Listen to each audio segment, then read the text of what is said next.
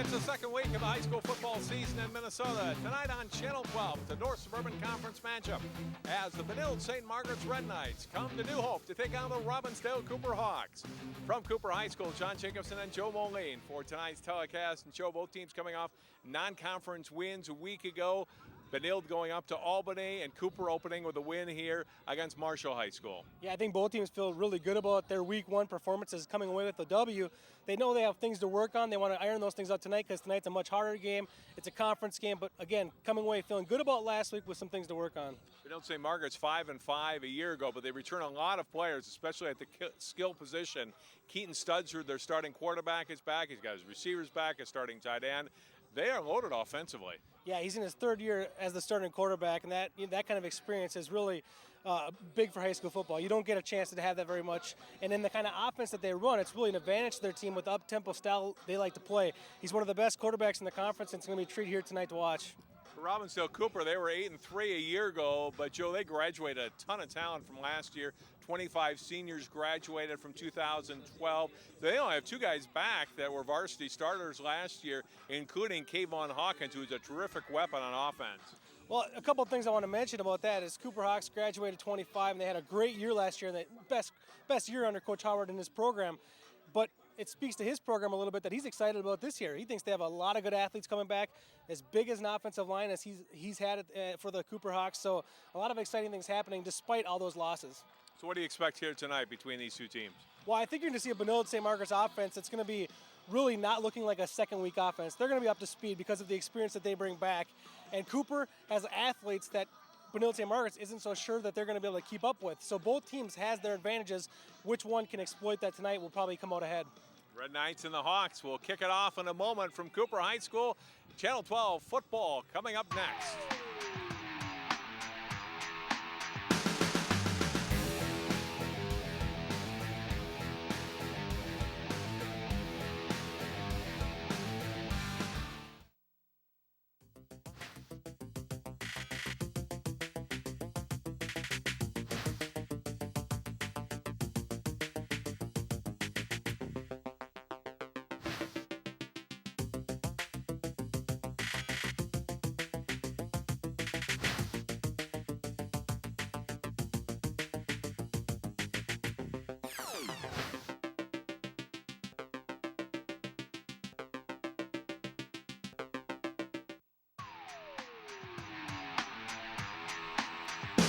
Welcome back to Barbara Lehman Stadium in New Hope, home of the Cooper Hawks as they take on Benilde-St. Margaret's in our season opener for the North Suburban Conference for 2013. John Jacobson and Joe Moline. Barrett Anderson is working our sidelines tonight. Let's go down to her now. Thank you, John. I talked to both coaches before the game, John Hanks and both Willie Howard, and I asked them how they felt about tonight's game.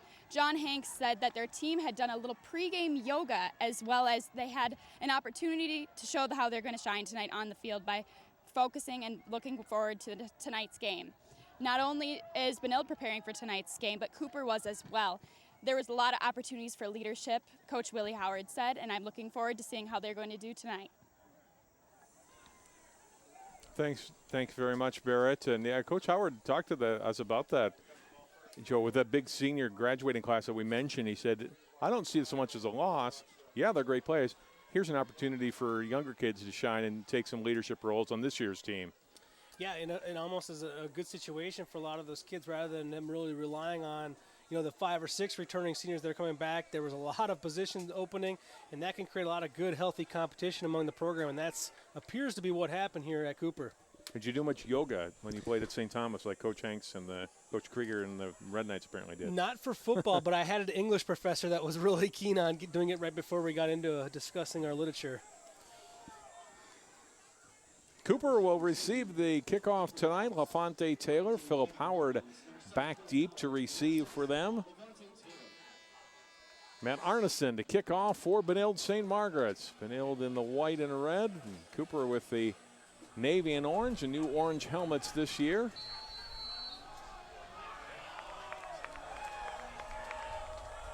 And we are underway. Arneson's kick will be fielded and fumbled back at the 2, then picked back up by Taylor at the 1, trying to get out of danger. Breaks one tackle, but it's only able to get out to the 12-yard line. So Cooper will start inside its 20 on its first drive.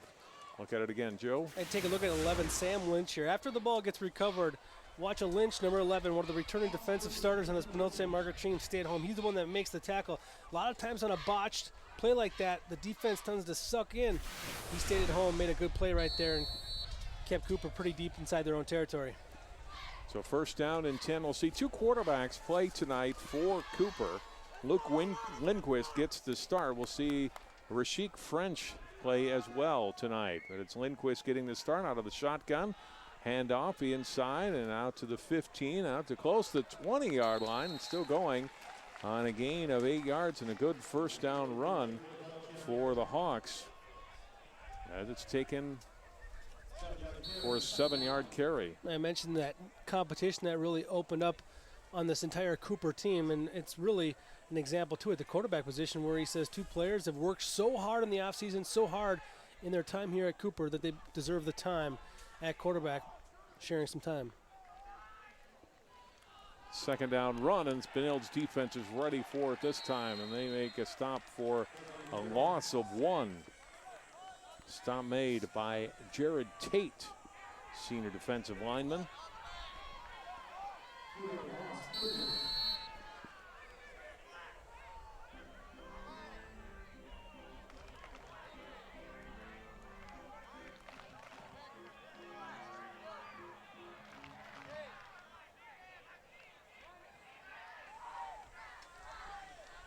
So third down after the loss, and now back to 5 yards to go for the Hawks. Lindquist will hand off. They keep the ball on the ground, and again it's Brandon Baker. And Baker doesn't get back to the line of scrimmage, tackled by Isaac Schmitz. He got back to the line of scrimmage, but it stopped short of the first down. Schmitz making the tailor stop on Baker. There he is, and a nice wrap up by Schmitz, not allowing the first down. Only allowed a gain of 1 there. Read option on third down there for Cooper, and both outside linebackers for Benilde-St. Margaret playing up near the line of scrimmage. Both came into the backfield and helped make that stop. So the Hawks having to punt it away on 4th down and 4. It's fair caught by Nathan Hanks, and it's a first down for Benilde-St. Margaret's at their 47-yard line. Off the punt by Rashik French. Or excuse me, that's Hawkins, Kayvon Hawkins on the punt, and good field position for Benilde. Yeah, not what you wanted for Cooper, because you're giving this experienced offense, Benilde, the ball at midfield, and a frustrating start for the Hawks, having fumbled the opening kickoff a little bit, and then a 3-and-out. 37-yard kick by Hawkins with no return. Keaton Studsrud and the Red Knights set up first down and 10. Studsrud throwing. Hanks has the defender, overplayed it, and Hanks is down the left sideline and knocked out of bounds at the 15-yard line. D-back being a little aggressive, Joe, going for the pick, missed it, and it's a big play for Benilde. Yeah, absolutely a huge play for Benilde. Over aggressive play there on the outside from Tolbert, and doesn't make the play. And you see the big time receiver Hanks for Benilde-St. Margaret's already making huge plays this year. 3 touchdowns first week of the season, gets a big play to start things off for Benilde-St. Margaret's on offense. Gain of 38, first down and 10 from the 15. But the ground game on first down and 10. The ball is loose, and Studsrud able to get it back at the 22-yard line. And the loss of 7. Trying to get the ball off to Watkins, with fumbled, and Studsrud, you look at his numbers passing last week, 135 yards. He also had 44 yards rushing and a touchdown. And now 2nd and 17 for the Red Knights. Play action, Studsrud throwing over the middle and incomplete. Getting a hand on it, but unable to bring it in. Austin Robertson, junior running back, came over from Providence Academy. It's incomplete, and it's 3rd and 17. Studsrud's a quarterback who is a dual threat in the exact sense that he almost does it equally as well. He'll run the ball 20 times in a game and put the ball up 20 times in a game. And last year, over 1,000 yards, both rushing the ball and passing the football. Certainly a dual threat that Cooper has to prepare against here tonight. 3rd and long for the Red Knights. Studsrud rolling right. looking that way, throwing to the end zone and incomplete. Overshot his receiver, John Lager, 6'5", 230-pound senior. And it's 4th down. They start out with 3 wide receivers into the right, use the running back in the backfield to get some extra protection as he rolls to his right, and then decides to go for it all there. Now, being as deep as they are inside Cooper territory, it's 4-down territory. Studsford wanted to go for it all right there. You know, as a coach, maybe you want him to kind of find one of the under routes there to cut that 4th down distance into a smaller chunk. But here it is, 4th down and long now after that incomplete pass. 4th and 17 for the Red Knights. First drive of the game for them. Fires over the middle and incomplete. Trying to hit his tight end Sims. It looks like he got his hand out of it. Couldn't come in with the reception. And Cooper holds. Pretty good protection there. Studsford gets to look and puts an absolute strike on his receiver. Needs his big tight end, or Sims, to make that catch. 6'5", 225-pound tight end. A huge target across the middle there for Benilde-St. Margaret's, and a pass they would really like to have back. So Cooper holds. They take over on downs. 1st down and 10. Again, starting this drive inside their 20-yard line. Lindquist will hand off. It's Baker again getting the carry. Brandon Baker heading out past the 20-yard line to the 21. That's the original line of scrimmage. Maybe a yard more. It'll be 2nd down and long. Baker getting all the touches so far for the Hawks in this game, but now he's going to come out here. And the Hawks have a lot of different weapons to use offensively, so it looks a little one-handed to start here with Baker, but trust me, there's going to be a lot of different players touching the football for Cooper here tonight. 2nd down and 9. Lindquist to throw. Going down the left sideline and in and out of the hands of Hawkins at midfield. Had a step on the defender and couldn't come down with the grab. Well, Hawkins gets some separation once this ball gets in the air. And he gets to the spot. It was difficult to get to that spot. He had to hit an extra gear to get there. Once he got his fingertips on it near the sideline there, just a tough ball to come down with.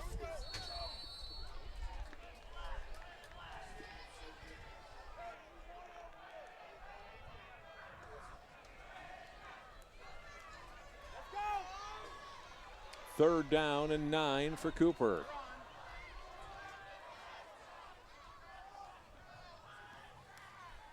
Lindquist, second pass attempt of the night, and this one just a touch long as well and incomplete. So some near misses by both offenses on these last 2 possessions, Joe. Yeah, and Hawkins once again gets open across the middle. This one's not on him, though. This ball was slightly overthrown. Just barely gets his left fingertips on that one. Tough ball to bring in once again. And Lindquist showing his ability to throw the football down the field, but if he could have those 2 throws back, he'd take just a little bit off each. 4th down and 9. Hawkins with his second punt. High snap, gathers it back in, and gets the kick away. There's a little bit of a breeze here tonight. Bounces at the 50, gets a Cooper roll, be down by the Hawks at the 42. Joe, for the 2nd week in a row, very warm week for football. Perhaps a touch cooler than a week ago, and a little bit of a breeze tonight, which helps, but still a lot of warm temperatures for these guys to start the first couple of weeks with practices in the games. Yeah, in the game I covered last week, Blake and Brooklyn Center, the teams had, 11 players going both ways. Cramps were a major issue here tonight, but Benilde-St. Margaret's only has 1 player going both ways, so definitely an advantage for the Red Knights. Quick throw and catch. Hanks with the catch, but he's tackled immediately. Wrapped up by Giovanni Davis, senior defensive back. So the philosophy of the Benilde-St. Margaret's offense is to use the width of the field as much as they like to use the height of it, and they're going to go wide there. When you see the ball on the left hash mark, they want to go wide. The only problem with that against Cooper is they got the athletes to cover the width of the field, and you saw that right there with that loss. Giovanni Davis making the tackle. It's a loss of 2 for the Red Knights. 2nd down and 12. They go to the running game, and the handoff going to Jordan Marshall, to Peter Watkins, and Watkins carrying it out to the 45-yard line. It'll be a gain of 6 yards, bring up 3rd down and 6 for Benilde. And that's where Benilde-St. Margaret's is going to want to get things going here offensively. They have a big offensive line. They're going to want to get the ball, running the ball. Cooper going with a different philosophy this year defensively, 3-man front and a smaller defensive line, quicker up front. They get the ball up the middle and carried by Austin Robertson to midfield. He's close to the first down where he bounced down. We'll see where they mark him. So it could be just shy of a first down, Joe, but certainly not by much. With the ball just across midfield, it's a decision that the Red Knights have to make, whether to go for it or not. It looks right now they're going to keep their foot on the gas and go for it. Fourth down, half a yard to go. Red Knights right up to the line of scrimmage. John Hanks loves a fast tempo offense. They're right back to the line of scrimmage at midfield. And going for it on 4th and inches. At least appearing to go for it. Perhaps they'll try to draw Cooper offside on the long count. Snap is made. Studsrud has the first down. Gets 5 yards to the 45. First carry tonight. First rushing first down for Benilde. And they keep the chains moving. First down and 10. Benilde just outside the Cooper 45. Big advantage up front that are exploited on the behalf of the Benilde-St. Margaret's offensive line. For the run game, it's Watkins tripped up in the backfield and loss on the play. Adrian Jackson, junior linebacker, comes up, makes the stop, loss of 1 back to the 47. So there you saw some speed up front from the Cooper linebacker, shooting the gap and getting there in the backfield. And that's what you need to do, is try to get this Benilde-St. Margaret's team off schedule offensively, and that's what you do with a first down loss. Second down and 11. Studsrud roll out right. Throws and incomplete. In and out of the hands. It's another drop pass for Benilde. They've had a few of them tonight. This time it's Lynch, the intended receiver, and already 2, maybe 3 drops for Benilde. Yeah, got to be frustrating for Studsrud. I mean, he's put a couple of balls around the numbers of some of his biggest targets. Lynch, a very good athlete, plays 2 ways for this team. Started last year on the defensive end, played offensive as well. And they expect him to make that catch. 3rd and 11 for Benilde. Studsrud keeps it. Gains 3, maybe 4 yards. Short gain, it'll be 4th down and 8 to go. Maurice Willis, senior linebacker, one of the captains for this Cooper team, comes up, makes the stop after a gain of 3. Good job by Cooper there, guarding against the run. I mean, you're expecting Benilde to pass there, so out of the shotgun, running the football, trying to catch the defense off guard. They pull the guard and the tight end from the left side around, trying to really overload that side with some blockers, and Cooper was able to fight off those blocks and make a stop. Arneson does all the kicking, so he'll punt it away here from his 45. First punt of the night for Benilde, angling it to the sideline. Does a nice job. Joe gets it out of bounds at the 9-yard line. Yeah, Benilde right now just kind of controlling that field position battle and what we are here in this early in the first quarter. And if you're Cooper, you need to get a first down or 2 on this drive. If you don't put points on the scoreboard, you got to start getting some of that field territory back. There's a look at Willie Howard. If you can see him behind the myriad of coaches there at Cooper along the sideline. 4th year as head coach. Former Stanford linebacker, played for the Vikings briefly. He's got a very experienced assistant coaching staff. Yeah, a lot of experienced guys that play big-time football. He's got 3 coaches on their staff that have NFL playing experience and much more with Division I playing experience. Able to send a number of guys on to collegiate football last year. First down run goes to Jamal Bryce, his first carry. Gets it outside the 10, a gain of 2 out to the 11-yard line.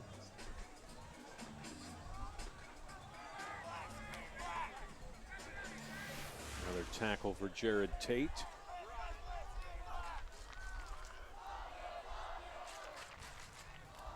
High snap. And then keep it on the ground, and another short gain. The Benilde defense has been good so far as they go back to Baker on the carry. Yeah, right now Benilde is just winning that battle up front. Jay Weber gets off a block there. Big linebacker, 6'2", 220 pounds, gets off a block. Benilde's got some pretty good size there on their interior. They run the 3-4 defense as well. But the difference of this Benilde team compared to a lot of teams that run that 3-4, they got really good size at the inside and outside linebacker positions. 3rd and long, Lindquist out of the shotgun. Just outside their 10-yard line, under some pressure, trying to scramble out to his right. Now he'll keep it. 15-yard line. Not going to be able to get a first down. Gets to the 16 before he's brought down and out of bounds by Callahan Commerce, and be short of a first down. It'll be 4th down and 3. Lindquist does a good job of getting out of pressure and trying to make something happen with his feet. Right here, he just runs out of grass as he gets run down from the backside. Good job by Commerce there on the defensive end, just really sticking with that play, not letting Cooper get their first down of the game. Third punt of the quarter for the Hawks. Fair caught by Lynch at his 48-yard line. So Benilde-St. Margaret's had success on its opening play of the game, Joe. The 38-yard pass and catch from Studsrud to Hanks, but not much since. Yeah, you know, they got that big play early, and since then Cooper's defense has adjusted and done a good job. Look at John Hanks, co-head coach of Benilde-St. Margaret's, along with Pat Krieger. They've been doing it for quite a while now for Benilde, and John's a graduate of Cooper High School. And hand off on first down. Studsrud giving in. It's a first down inside the 40. Keeping his feet going all the way down to the 36. On the first carry tonight for Nate Berry in a gain of 16. Berry does a good job of getting across that first tier and then just puts his head down. Secures the football once he gets to that second level as he got wrapped up by a number of Hawks, but really did a good job of wrapping that football up tight. Berry wrapped up as he gets the call again. Being lost on the play. Maurice Willis, another tackle for the linebacker, and it's a loss of 1. Maurice Willis, one of the guys that have stepped up in those leadership positions, a captain on that defense. He's done a good job of shooting the gaps here on a number of plays here tonight, resulting in a loss. 2nd and 11. Play action. Studsrud rolling right, throwing deep, trying to get it to Lager. Comes down with a catch inside the 5, down to the 4-yard line. John Lager. Gain of 32. Lager was covered. I mean, he's not open when this ball is thrown. It's just knowing that your wide receiver is 6'5" and he's going to have an advantage. That's basically all that was right there. 6'5", working against Ethan White, Nyangacha, not quite as tall, and just it wasn't a good opportunity. Nyangacha was right there to make the play, but you got to give Lager all the credit in the world for going up and getting that football. 1st and goal for Benilde, and a little confusion perhaps in personnel for the Red Knights, and they will take their first timeout, coming with 2:40 to play in the first quarter. It's going to be big for Benilde-St. Margaret's to make sure they plug it in here and make that hard work pay off and get into the end zone, put up 6 points, because you got to figure Cooper's going to eventually figure things out here offensively. Right now they're struggling a little bit. The defense is trying to hang in there. It's a couple of big plays right now for Benilde-St. Margaret's.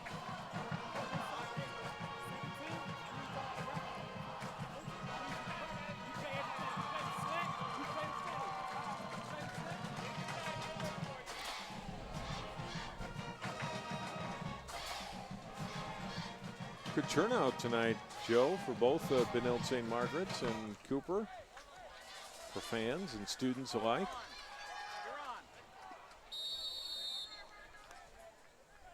First and goal from just inside the 5 for Benilde. Studsrud hands off. Robertson gets hit almost as soon as he got the ball, but still able to muscle forward for a 2-yard gain down to the 3. Second carry for Austin Robertson here in the first quarter. Benilde-St. Margaret's plays a little bit different offensive line than a lot of other teams. They have what's called, instead of left tackle and right tackle, left guard, right guard, they do strong guard and quick. So the tackles and guards actually switch positions depending on which side they want the strong side to be. And here they are lining up with the strong side being that right side. 2nd and goal from the 3. Whistle. Murphy Simonetti, number 75, is the right tackle for Benilde-St. Margaret's.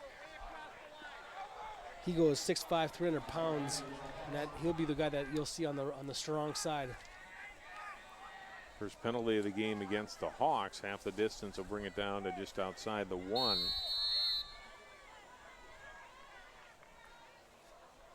And just to further communicate that to you, the tight end will be the guy that's on the strong side, so they'll switch places depending on where they want the tight end lined up on the offense. And Benilde-St. Margaret's makes good use of their tight end in this offense. They use him to catch the ball, they use him to block, and they even pull him. Commerce and Roberts in the backs. And it's a touchdown for Benilde. Commerce the carry. The senior Callahan Commerce also playing defense. We've seen him on defense. Gets the carry here. 5th player to carry the ball for Benilde so far in this first quarter, and he's got the touchdown. Benilde came out there that time, 2 tight ends on the right side, really unbalanced line. And Commerce with the fullback in the backfield, 6'3", 225, good size there. All he needed to do is kind of fall forward. And they're winning that battle up front right now on the line of scrimmage in this contest, and they take advantage there on that second down and goal line play. Matt Arneson for the extra point.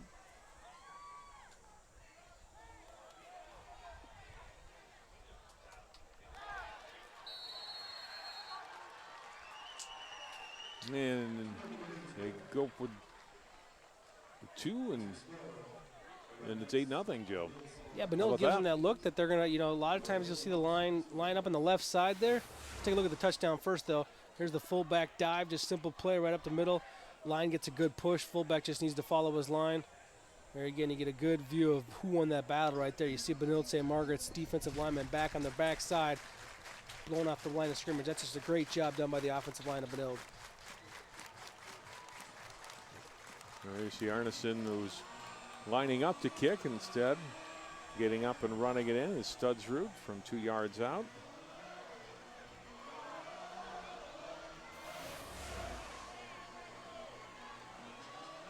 Benilde-St. Margaret going for 2 in that position.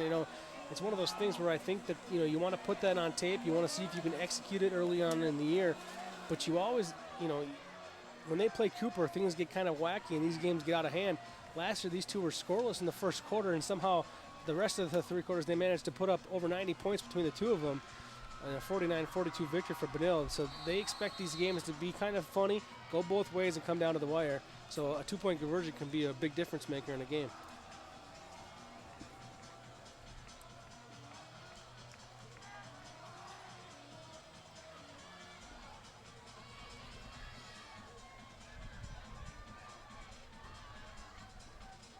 Arneson with his second kickoff will keep this one on the ground, and it'll go out of bounds. So that does not work in Benilde's favor, and Cooper will have good field position on the kick out of bounds out of the 35-yard line. This would be the best starting position of the game for the Hawks, who had started 3 drives inside their 20. Yeah, they'll take this. This is finally the breathing room that they needed. And, so far they're going to still come out with the same quarterback, Luke Lindquist, as they are known to switch quarterbacks right now. And Lindquist has played just fine. Right now, offensively, their offensive line has not got enough push up front to allow their running game to get going. And that's really where Cooper strives. In the passing game, it still is a dimension off the running game. Small Bryce is the running back. Lindquist throwing on first down, throws high, intended for Hawkins. Incomplete. Kayvon Hawkins, good sized wide receiver and receiving some college attention, including from North Dakota State, who's offered them. North Dakota State really on the radar nationally after a big win over Kansas State last weekend. A lot of Minnesota kids playing a part in that victory, and be a great place for high school football players to play. He's got his fingertips on a couple of footballs here tonight, but we have not seen what he can do with the ball in his hands yet. Second down and 10. Lindquist hit as he throws, and off the hand of Philip Howard and incomplete. Coverage by Chris Landis, and it's 3rd and 10. Wait, with the athletes that Cooper has, and if they could just give Lindquist a little bit more time and maybe design some kind of play where he can just get a little quick out or someone hits him on the flare out of the backfield and get something going. Right now, this Cooper offensive team has no swagger to it. 3 and outs on their first 3 possessions, and here they are knocking on the door of another on 3rd down and 10.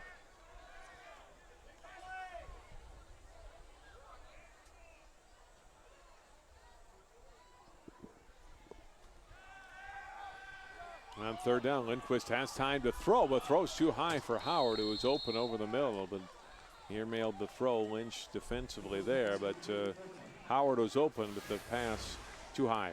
And this time, give Cooper's offensive line a lot of credit. Tons of time there. An open receiver down the middle. It was going to be a tight fit because the linebacker was underneath. So you don't see that because the throw was kind of high. It looked like it took the linebacker out of the play. But if he underthrows that, it's probably picked off by the linebacker. So he had to fit it in there. He just overthrew the intended receiver. Hawkins, his poorest punt so far to bounce out of bounds at the 47. It'll be at the 49-yard line. So a kick of just 14 yards. And been able to take over just inside Cooper territory. This is where defensively, you know, for Cooper, who has a bunch of athletes on the defensive side of the ball, they like to run around and use their speed. You like to see them make a play, but there's been no room for error.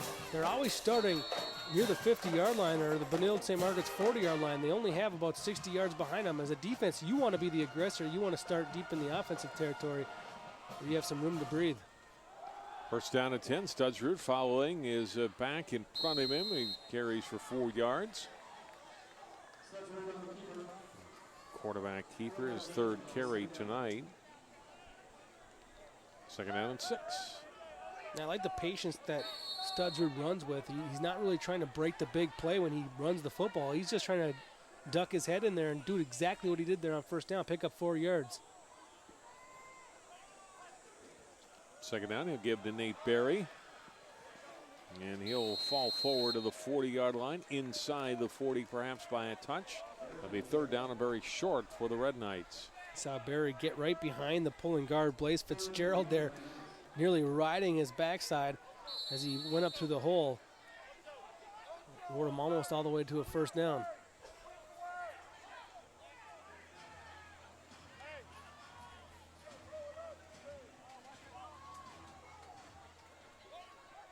Robertson in motion, now sets up on the right on third down and short, and Studsrud will keep. Cuts it up inside to the 35, 34-yard line. Maybe a pickup of 6. And a Benilde first down. Studsrud, who threw and rushed for over 1,000 yards last year as a junior. Third-year starter. Hey, out, Jamal. It's the first down as the first quarter comes to an end. Benilde-St. Margaret's scored the only touchdown tonight. They get the 2-point conversion as well. And after one quarter at Cooper, our score, BSM 8, Cooper nothing. We're back with more Prep Football on 12 Sports live on this Friday night in just a moment.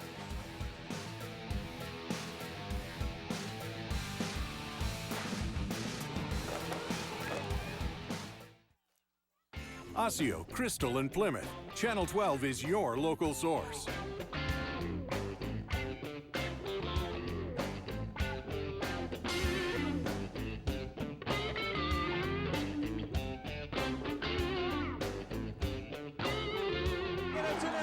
This one looks like it could go for the touchdown. Reed puts it away and Hopkins advances. Hello and welcome to a new season of Sports Champ. Channel 12, your local source.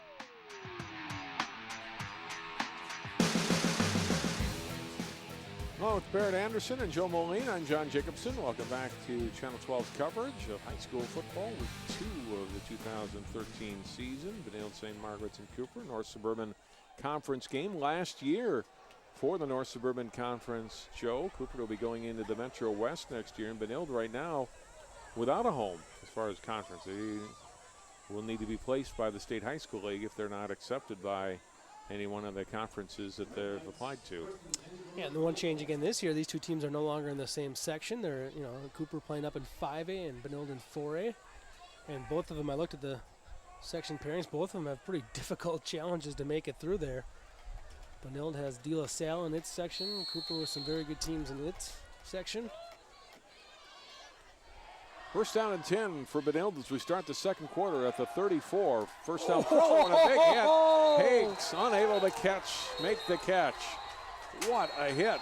Nathan Hanks a little banged up on the big hit put on by Philip Howard. It's a pretty clean hit too, John. Yep, got the shoulder down. Got him right underneath the lid. You know, the only thing to question maybe is there might have been a little bit of talking afterwards, but that's just what kids do now these days. I mean, that's just, you know, you're usually just getting fired up with your teammates. John Hanks, maybe he's fired up anyway, but maybe when it's your own kid that gets hit, you're out around the field talking to the official about that. Yeah, not too happy to see any of your player get laid out like that, but when it's your son, it's got to be a different thing tearing at you. And it's funny that he should be involved in a play like that. We'll get to that in a moment. It's second down and 10 from the 34. Studsrud rolling out. Lofting a throw to Lynch, who has the catch inside the 10, diving for the end zone. Touchdown, Benilde. 34 yards. Keaton Studsrud to Sam Lynch. Well, and it was the player who just made the big hit that gets beat on the out route there. You see, Philip Howard gets the huge hit for Cooper, but then he gets kind of picked on in the next play. As Lynch makes a nice little cut to the corner there, gets open, and Studsrud hits him with an absolute strike. Big play by Benilde-St. Margaret's. Take that momentum from the hit, take it right away on the next play.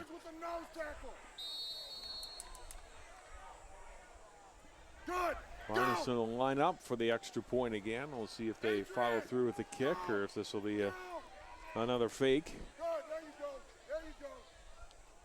Well, usually that only works once in a row, Joe. We'll see. Studsrud the holder. And this time they go through with a kick, and Barneson straight and true, and it's 15-0 Benilde with 11:48 to go in the second quarter. Yeah, see Studsrud rolls out, and again they're using that running back in the backfield to roll with him to get him that extra protection, that extra time. And Studsrud looks like he's the type of quarterback, when he gets the time, he's going to find the receiver and make a pretty accurate throw. And Lynch gets open and makes up for a previous drop. Very sure-handed on this one, and again, kind of sweet justice that it was on Philip Howard, at least for Benilde-St. Margaret's. You could tell it maybe meant a little bit more that they went after him after that big hit. That's the best way to get back into a game, not through talking. A guy gets laid out like that, I like to see it much more rather than push and shove and get back into it. Talk with the scoreboard, and that's what Benilde-St. Margaret's did right there. And now it's going to be Cooper's chance to answer. Just completing that thought on Nathan Hanks. We were asking Coach Hanks about Keaton Studsrud and where he's looking at for college. And I said, how about Nathan? Is he going to play college football? He said, well, he wants to. He's looking at some MIAC schools. He goes, I don't know if I want him to. He said, college football is getting kind of rough. And there you see on that play, gets laid out on a clean but hard hit by Howard here early in the second quarter.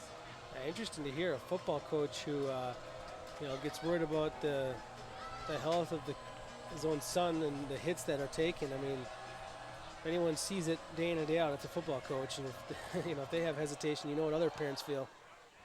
Arneson on the kick. In play this time. Fielded up the middle. Returned out past the 35-yard line to the 38-yard line. A return of 17 yards. It's Kayvon Hawkins on the return. And Joe mentioned we haven't really had a chance to see Hawkins in the open field being able to show off his offensive talent. And Cooper hoping to turn him loose yet here tonight. You know, one thing I always watch really talented players, when you come into a game and say, hey, this is the most talented guy on the roster. Not that Cooper's saying that, but that's what we talked about in our pregame meetings here. And it's how his attitude adjusts now. He hasn't been able to get the football. How is he going to do playing through that frustration? How does he respond? Rashik French is the quarterback to start the second quarter. His first play is a handoff to Jamal Bryce, who's off the right side, and Bryce with a pickup of 5 yards on that play. It'll be second down and 5. Well, Bryce brought a little bit of quickness right there. He hit the hole a little bit harder than they've been hitting it so far in this game. A little bit of pop in the step there, and that helped. French last week, 3 out of 7 passing against Marshall. No touchdowns, no interceptions. On second down and 5. Hands the ball off. Nice pounce outside. Bryce has a first down. He's buried at the 50-yard line. And a good open field tackle by Sam Marabin, but a gain of 7 on the first down. This is well blocked up front. I mean, Bryce gets 7 yards before he encounters a defender, but too much cutting there. He kind of trips over his own feet as he gets to that second level, and he was kind of thinking he wanted to cut here, cut there. Ended up tripping himself up a little bit, but he had pretty much run out of room anyways. Good job done by the offensive line for Cooper, finally coming around here on this possession. First down of the game for Cooper, and a fumble on first down here. Looks like they got back on it. Elijah Blunt, number 12, a junior, with his first carry. Fumble, but got back on it. Ball, high snap, kind of gets the timing a little bit off, and then the ball never makes it into the basket of the new running back, Blunt. I watched the video of these two teams play last year in that game, and these two teams put the ball on the turf a lot in that game. That was a week 1 game, so there was a lot more mistakes, a lot more reason for mistakes in week 1. Loss of 1, second down at 11. Hand off to Blunt, gathered up in the backfield, will be another loss.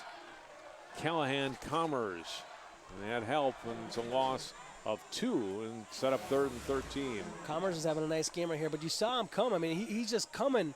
As soon as he sees the snap, he's just hitting that A gap and coming up through the hole there, not being popped by one of the offensive linemen in that blocking scheme. And I believe that's probably a big schematic mistake there, because there's no way that linebacker's not accounted for in that play. And right now these linebackers are running downhill at the Cooper offense. French forced into a throwing situation on 3rd down and 13. Fires over the middle. There's Hawkins with a catch inside the 35 down to the 30-yard line. Pickup of 23 and a Cooper first down. Well, you saw French get that snap, and he gets pretty good protection.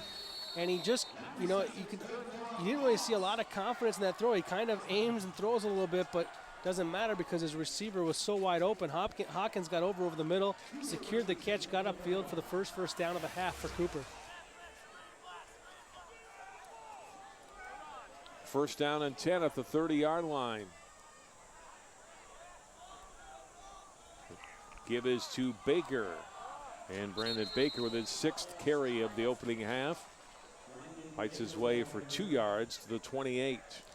You see the handoff play for Cooper offensively. It doesn't look much like a read option. It's more like a handoff with the quarterback,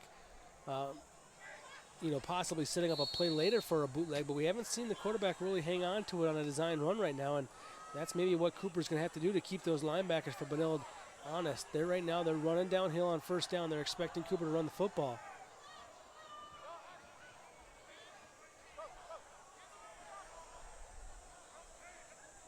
French will drop back to pass on 2nd down. Throws, completes to Bryce. Keeps his feet and fights for first down yardage. He might be a little bit short, but he's close to that 20-yard line. About that far, coach. About that far. A 3rd down and short.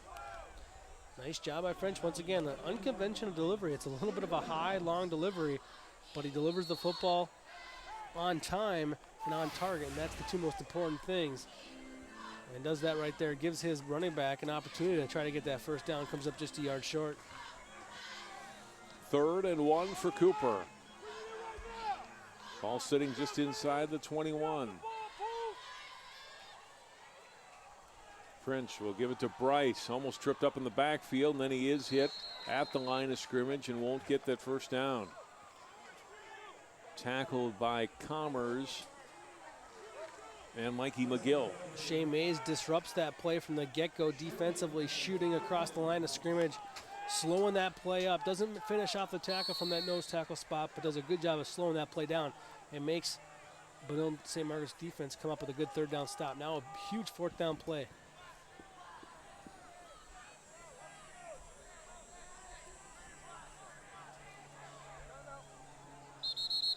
Fourth and short. Whistle. Now we get a timeout for Cooper. And this situation right here always strikes me with all these teams that go out of the shotgun on every play. I almost wish they could practice getting under center a little bit more, because in this situation right here, when you're trying to get just inches, I do not understand going out of the shotgun, putting the ball 3 yards into the backfield, and then trying to get upfield for that extra 3 inches that you're trying to get for first down. Seems to me it make much more sense to get that ball snapped to your quarterback under center and lean forward for that first down and a quarterback sneak.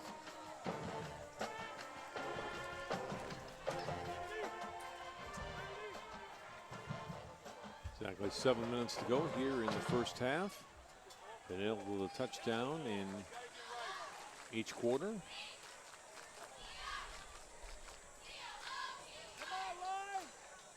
There are 2 prep football games next week on Channel 12 for you. Next Thursday night, Tutino Grace will host the offending Class 6A champion Eden Prairie. Next Friday night, Northwest Suburban Conference game, Elk River and Maple Grove. Check our website, 12.tv, for the replay times of those games. So 4th down and short, and a big hole up the middle. It's a first down for Cooper, and they bring it down 9 yards all the way down to the 11-yard line. It'll be 1st down and 10 for Cooper there on the big carry by Baker, his best gain of the night of 9. Well, you know, I talked about how you didn't like going to the shotgun, but if you're going to block it that well, it really doesn't matter. They blocked that one up really nice. Good use of a timeout. They go right behind their big left tackle, Damian Stovall, and he opens up a huge hole. 1st and 10 from the 11. Give to Baker again. Left tackle inside the 10. Fights his way down to the 7, maybe the 6-yard line. Jack Johnson on the tackle along with Sam Merriman. It'll be 2nd down and 5. Baker came up a little limp after that play. He's going to stay in the game, but look at him deliver a blow here at the end of this run. A couple of good, powerful runs. Maybe hyperextended that left leg a little bit when he came up. Jamal Bryce back into the backfield. Power backfield behind French on 2nd down. Play action, runs into his back. French now throwing and almost intercepted. Probably should have been picked off at the goal line, but Merriman couldn't come up with it. Around the full backfield there with 2 tights, no wide receivers, and the pressure still came. And he just panicked here and threw this ball into some white uniform. Should have been picked off. Cooper lived to see another play, though, here on 3rd down. Wow.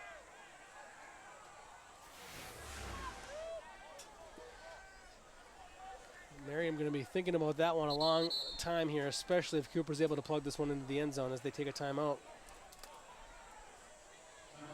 Cooper using 2 timeouts in a minute. 3rd down play coming. Oh, this is big right here, no question about it. I mean, Cooper needs to get some points on the scoreboard here, and I think because of the way Benilde's been able to put it in the end zone and get up 15-0 here, I don't think a field goal really does much for the confidence of Cooper in getting back into this game.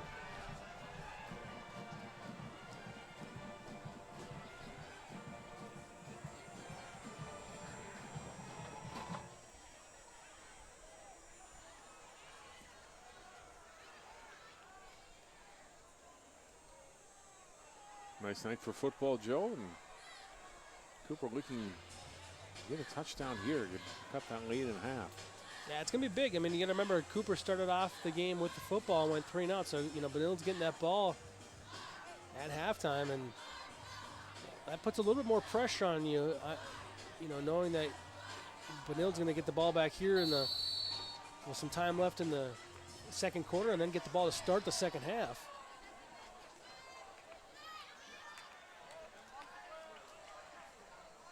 Out of the shotgun.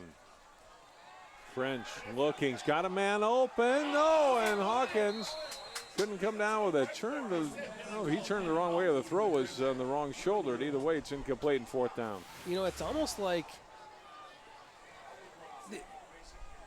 the out was there. There was nobody on the outside there. Now, it's like they had predetermined that they were going to throw that kind of fade pattern. And this is the difference between high school football and college football and pro football. In college and pro, they make a read right there, and the receiver cuts that off, runs it out, and the quarterback reads it and throws it on a line. 4th down for Cooper as they go forward from the Benilde 6. French throwing for that far corner for Howard and incomplete. Looking for a flag, but none coming. Chris Landis on the coverage, and Cooper turns it over on downs. They miss a good opportunity to get points. Yeah, the 3rd down play is the one they're going to really think about, but they try to go kind of back to the well here, and Benilde had adjusted. And they went with a different receiver. Tried to get Philip Howard open. But earlier, again, you got to go back to that 3rd down play. Hawkins wide open there on the outside, just kind of couldn't get that timing down on that throw. So Keaton Studsford and the Benilde offense back on the field. 1st down and 10, starting deep in their own territory. Quick throw out to Hanks, breaks a tackle to 10, 15, 20. Hanks with some open room outside the 30 and brings it out to the 33-yard line.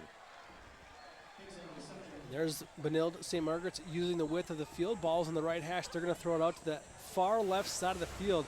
You got 2 defenders, 2 receivers, so that gives you a blocker. And all Hanks has to do is beat one guy. Once you beat one guy, you got a blocker and a lot of running room. That's what he had right there.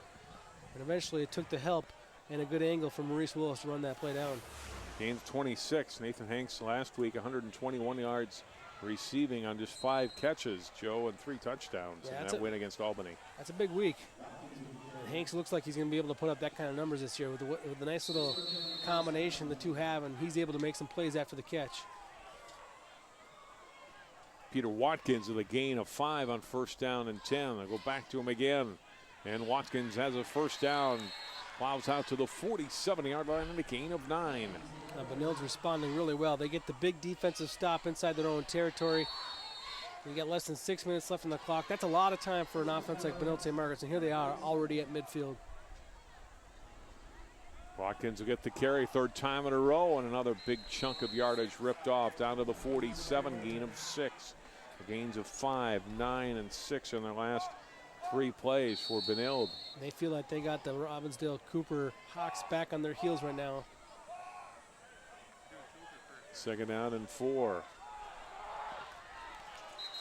And this time read pretty well and defensed by Cooper as Levante Taylor stayed home, made the tackle, and no gain. A pretty cool play. It's that double handoff play.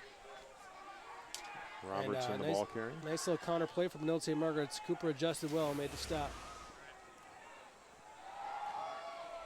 On 3rd down, getting a 1st down, looks like down to the 42-yard line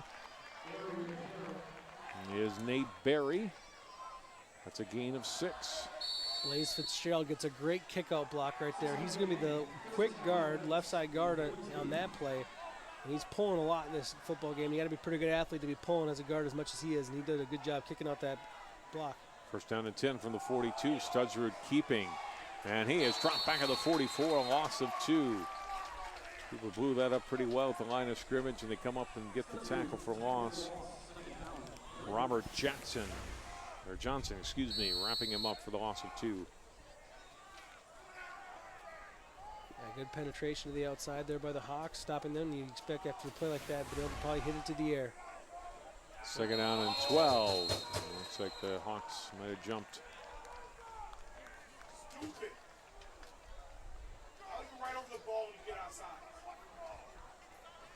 Officials will huddle and talk about it, and it will be against Cooper.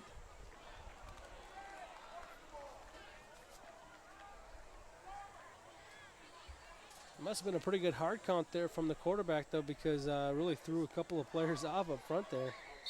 Studsrud gets the hard count, and that's a nice play by the seasoned veteran quarterback after losing 2 yards to get 5 yards of it back. 2nd down and 7.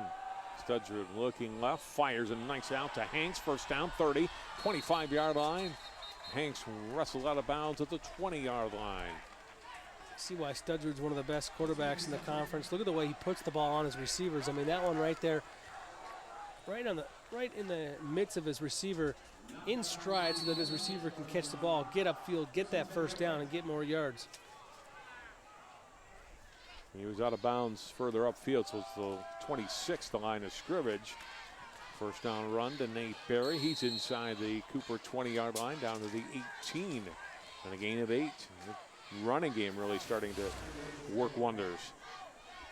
Yeah, they got Cooper off balance a little bit right now, and offensive line's getting a pretty good push. And after a nice passing play, that loosens up that defense a little bit. Gets those linebackers not to be so aggressive. 2nd down 2, Studsrud keeping. And hands a 1st down to the 15-yard line. Studsrud just such an interesting running style, the way he just doesn't hit the gap too hard. He just kind of waits for the play to develop, finds a soft spot in that defense, and knows what he's trying to get, knows what he can get. Doesn't try to get any more. That time needed a couple yards for 1st down. He got that 1st down, got forward for a couple more. Inside of 3 minutes to go, first half. Benilde looking for a 3-score lead if they can get it here at halftime on 1st and 10 from the 15. Studsrud throwing, has a completion, and it's a touchdown to the tight end Sims. 15 yards, and it's a 21-0 Red Knights lead. Studsrud and Sims connect. That's a nice connection that they're going to want to dial up more this year with that advantage of having a 6'5" tight end. And both Sims and Lynch, who had earlier drops in the first quarter, both get touchdown receptions, making up for those drops.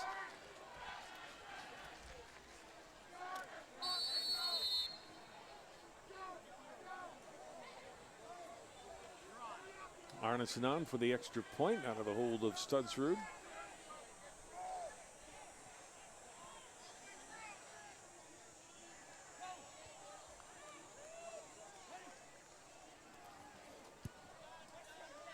Arneson's kick is up and through. And with 2:39 remaining in the second quarter, Benilde-St. Margaret's now leads 22-0.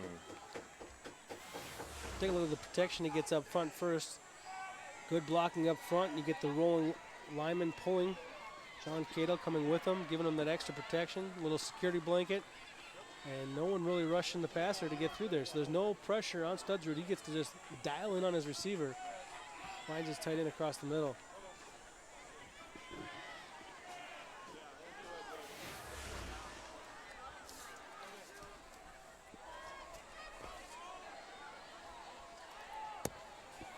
So the Hawks, boy, what a tough sequence for them. Joe miss on that last drive when they had a 2nd down and 5 at about the 6-yard line, unable to convert on their last 3 plays of that drive, come away with no points. Benilde comes down, and the handful of plays, they go 94 yards and another score before the halftime here. Yeah, and just a blink of an eye, and look how hard it was for Cooper just to get that ball down into the red zone, not to put any points on the board, and for Benilde to march down the length of the field in the way that they did. I think Cooper right now looking at themselves, and they talked about, there's some leadership opportunities for some youngsters jumping into some spots. Well, that leadership's being put to the test here tonight against a Benilde team that's looking ready to contend for a conference championship.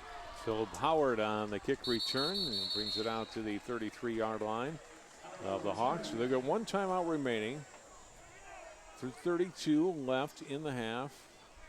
About 66 yards of green between them and the end zone. Well, they found a little spark in their quarterback, French, on the last possession. They're going to bring him back out here for this one. And he sparked a little bit of offense there out of the Hawks, just unable to put it into the end zone for 6. 2 receivers to either side. French out of the shotgun on 1st down and 10. Steps up, now will run out to the 35.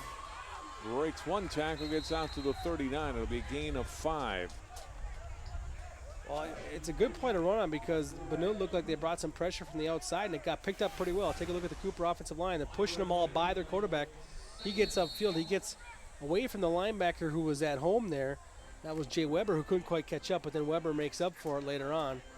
Does eventually catch up to the quarterback after about a 5-yard gain.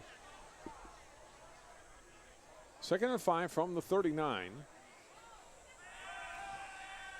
French time to throw, going left side for Hawkins. It's picked off.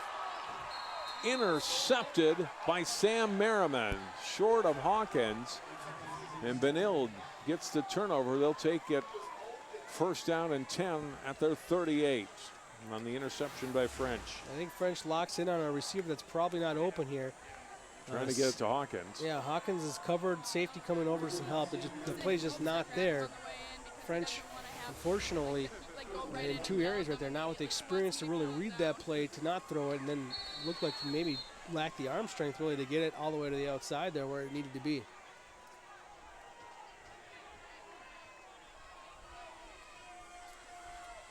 Well, let's see how aggressive Benilde decides to be in their last possession. Joe certainly have time, and they've demonstrated the ability to move down the field quickly. Minute 48, they have 2 timeouts remaining. Well, I think they see this as a fun little challenge to try to score here. Studsrud flush back to the right. Now he'll run the ball to the 45 and brought down to the 46-yard line, a gain of 8. That's the first time we really saw Studsford in the open field, and you saw the way he tucks the ball and looks like a running back when he's running the football. A lot of credit, though. Levante Taylor comes out, takes the feet out right from under him. Knew that he was undersized, but makes an excellent tackle there. Taylor can't go more than about 5'8". Excellent job making that hit on the quarterback. Second and short.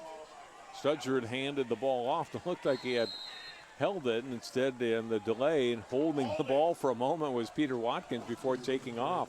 He had moved fooled as Watkins just stood there. Hawks froze a little bit. Watkins had the ball and carried it forward for a first down. Pretty cool play. He makes it look like he runs into his running back rather than hand the ball off to him. He acts like they kind of bump into each other and instead slips the ball into his stomach there and lets him go away for a little bit of a Statue of Liberty type of draw play. 8-yard gain, 1st and 10 from the Cooper 45. Studsrud throws and incomplete. 2nd down and 10 with 50 seconds remaining in the first half. There's the senior savvy right there. Studsrud had no receivers open. Way outside of the pocket, just throws that ball into where no one can catch it.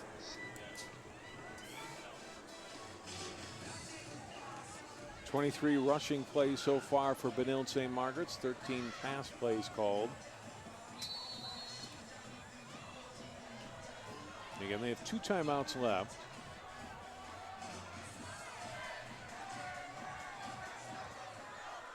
Three receivers to the left on 2nd down and 10 for the Red Knights. Studsrud looking that way, throws and makes the completion to Lynch, who has the catch down at the 29 of Cooper. Gain of 16 yards, 2nd catch tonight for Lynch. These last couple of drives, Studsford's putting on a little bit of a clinic, you know, and he's putting together some pretty good tape. If he's looking to attract some college recruiters, he's doing a good job in these last couple of drives. That one right there, rolling to his left. You know, previous play he makes the good decision of throwing out of bounds. This one rolls to his left and puts it nice and low on his target. You know, you don't want when you're rolling to your left and you're throwing the ball on the run like that, the ball tends to sail on you a little bit. So a lot of quarterbacks throw interceptions when they're throwing in that instance right there. And he throws it nice and low where his receiver is the only one who's going to catch that football, but he puts some touch on it so his receiver can make that catch. And he wisely walks over to his coach and says, "I'm kind of gassed, coach. Let's take a timeout." Because he has been a little bit tired on this drive. He's been hands in the hips and kind of reaching for the oxygen a little bit. They've had the football a lot in this first half. Right.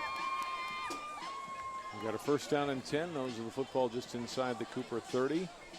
44.5 seconds remaining. Each team now with 1 timeout left.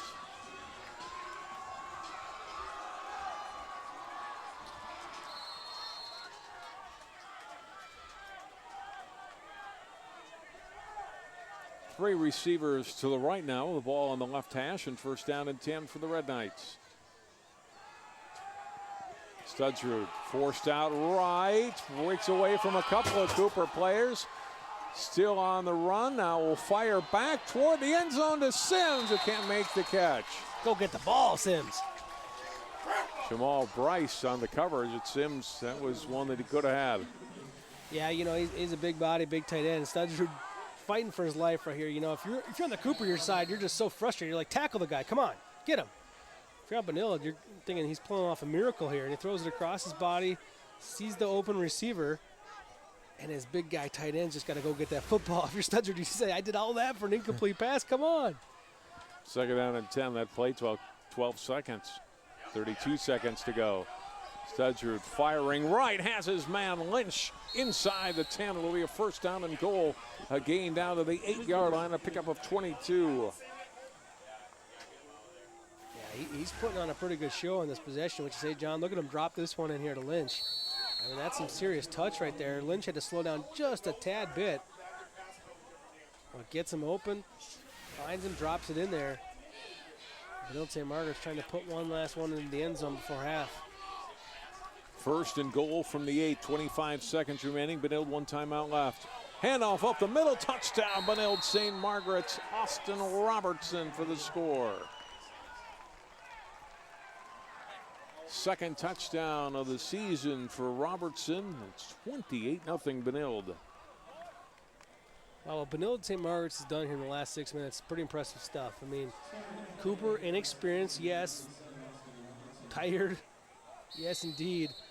But right now, you do have to give some credit to Benilde's offense for the way they've marched on the field 2 different times here in 6 minutes and really put some serious separation between them and the Hawks.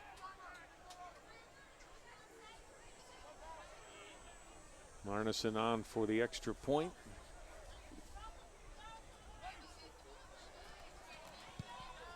And a good, strong kick up and good. 22.2 seconds left. 29-0 BSM. And here's the, the passing game will really open up the defense. And as an offensive lineman, nothing you really loved when your defensive lineman started worrying about getting upfield and rushing your passer. On a draw play like that, you could just open up, push him to the outside, and create a huge hole for your running back. A good start for the Red Knights, and they're excited about this season, Joe. And you mentioned they've got a tough section, but they like their chances in the North Suburban this year. Yeah, well, they got off to schedule they play. They got off to a pretty good start. I mean, last week they went down and they scored in their first 7 possessions. I mean, touchdowns, first 7 possessions of the season, and look at the kind of start they're off to here tonight against an inexperienced defense. But I'll tell you, when we watch this Cooper team throughout the year, you're going to see this defense not give up very many points. They're athletic kids. They're a good group of kids, and this Benilde offense is doing a number on them right now.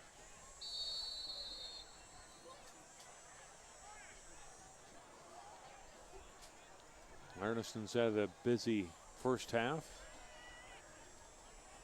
Kicking off, extra points and 1 punt. Short kick for the sideline. Not what they wanted, though. They wanted to keep that ball on the ground. I understand you don't want to give up a big return, but he kick out of bounds gives the Hawks the ball at the 35. I don't know that they're going to be aggressive enough at this point to try to go downfield, but it does certainly give them better field position. Well, they said they like to use the width of the field on offense. I guess their kicker does too. He wants a little wider field. Sheik French is quarterbacked all the way here in the second quarter after Luke Lindquist was the QB for the Hawks in the first quarter. Brandon Baker, the back, out of the shotgun on first down and 10. 1 timeout remaining for Cooper. And they'll go to the ground game with Baker. Pretty good hole up the middle, 45-yard line. Baker bouncing to the outside midfield and down to the 48-yard line. Gain of 17. Biggest running play of the night for Cooper. Baker looks like the kind of athlete you got to continue to try to get the football to. He's going to make some pretty good plays happen for you. And did a good job of almost busting that one for a big one. He got that cornerback to suck in a little bit. Jack Johnston kind of gave him a little head fake, then bounced it to the outside, but Johnston made up for it with his quickness. But pretty nice move there by Baker. Baker had a pretty good week last week, 13 carries, 82 yards, averaging 6.3 yards per carry. Cooper has used its final timeout of the half. I think if that play goes for 3 yards, they let the half run out. It goes for 17 now. You're like, wow, we're at, past midfield. A couple of strikes, you got at least a shot to get some points. Yeah, and I think, you got Kayvon Hawkins on your side. So, he got 1 reception last week and went for a 41-yard touchdown. And this one here would be a 47, 48-yarder, but I want to try to get him the football again.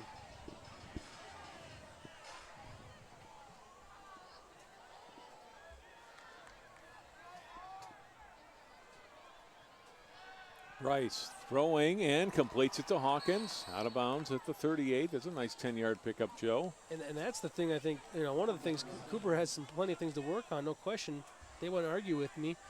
But one thing is just to find different ways to get the ball into Hawkins' hands. I mean, only 1 reception last week and now a couple this week, but he seems to be right there on the cusp of making some big plays. Came up just short of the first down. It'll be second less than a yard. From the 39, 9 seconds to play. Same play, Hawkins goes out of bounds at the 33. Now you get 1 shot, presumably with 4.6 seconds left to go to the end zone. Yeah, I would, French has led the way down here, but I would switch quarterbacks right now. I think your earlier quarterback, Lindquist, actually throws a better, deeper ball. And it sounds kind of silly right now, but I'd maybe bring him in for this one play and have him be the one that throws it deep into the end zone. Well, looks like they'll stick with French. 3 receivers to the right. Hawkins, the receiver, to the left. And Benilde will use its final timeout. They want to make sure they've got all their personnel in the right spot. Expecting the deep ball in the final, presumably the final play of the first half.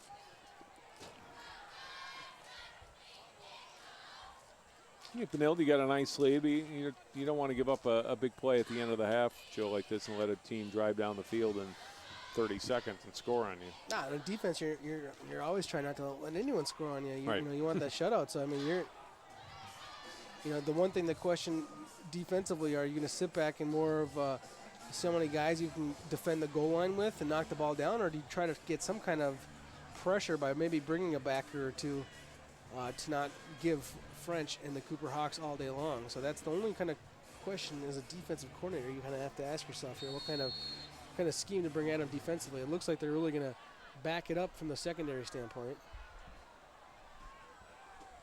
Now they'll set up 3 receivers to the left, Hawkins to the right.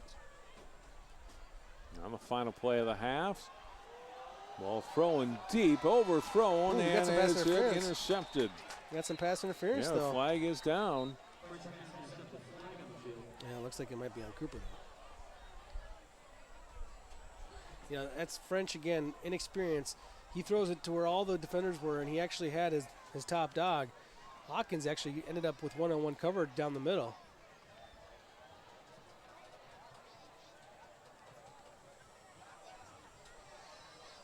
Oh, it is on Benilde. Nice. Oh, and there's a chance here for the Cooper Hawks. See if you can see that contact downfield as French throws it up. You can see it's 1-2. You see some pushing in there.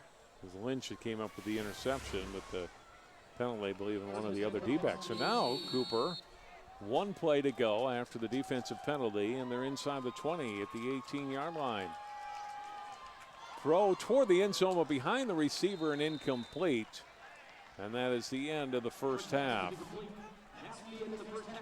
Intended receiver was Ethan White. It goes incomplete, and Cooper, a tough second half of that second quarter. After threatening to score, they come up empty. Benilde scores twice more, and it's the Red Knights with a solid opening 24 minutes of play, Joe, and they're up 29-0. Yeah, a great half for Benilde-St. Margaret. They did an excellent job coming out there. Offensively, they look, I think, really good right now, really strong. And defensively, they answered the bell a couple of times. They got the ball deep in their own territory that one time where Cooper looked like they were knocking on the door. And they made a good stand there at the end. Let's go down to the sideline now, where Barrett Anderson is standing by with Cooper head coach Willie Howard. Thanks so much, guys. I'm joined here with Willie Howard, Cooper head coach. How are you feeling about tonight's performance in the first half? Benilde's put up 29 points against you guys. How do you plan to slow them down this next half? We have to execute. I mean, it's all about execution right now. Benilde is executing on all phases of the game, and we need to go in there, make some adjustments, and execute in the second half. You've alternated quarterbacks for each quarter. Are you planning to do that in the second half as well? Coach Tony Patterson has a rotation prior to the game that we're going to stick with regardless of. We had a couple of drop passes when Luke was in there that could have been touchdowns, and if we execute, we should be good. So we'll see what we do in the second half. What are you going to tell your players when you're headed into the locker room? 100% execution. We're all about, we talk about executing in the classroom. We got to execute on this football field. If we execute, then the score shouldn't be the way it is if we do the execution. Thanks so much. Thank you very much. Back to you guys. Thanks, Barrett. Thanks, Coach Howard, for taking a couple moments to spend with us. And so at halftime, he's got some talking to do, Joe. His team trailing 29-0. Yeah, I'll comment on Coach Howard's comments a lot, but I like the way he approached it in that first half. Disappointed in the score, but there's some definite things to work on. He's going to work on it at halftime with his players. BSM 29, Cooper nothing. We're at halftime here at Cooper High School. We're back with halftime activities from Cooper. After this, you're watching live high school football coverage on this Friday night on 12 Sports. This isn't Madison Square Garden. These drills probably won't make anyone a #1 draft pick. But these players are practicing for something important. While they work on their jump shots, they're also learning teamwork, discipline, self-confidence, how to deal with wins and losses. Skills that will make them winners long after they leave the court. Support high school activities in your community, because when kids take part, they get set for life. Channel 12's Community Corner puts the spotlight on your corner of the northwest suburbs. We want to talk about some things happening around the city of Maple Grove. New Hope's rinks are officially open. This is the spot for the Golden Valley Rotary Club. The City Council worked really hard not to have a tax increase. You can instantly upgrade your wardrobe with a few simple accessories. We're in Golden Valley today doing a little recycling. Rediscover your corner of the northwest suburbs every day on Channel 12's Community Corner. Benilde-St. Margaret's 29, Cooper nothing. High school football tonight from Robbinsdale Cooper. Let's go down to the field now. Robbinsdale Cooper dance team performing at halftime.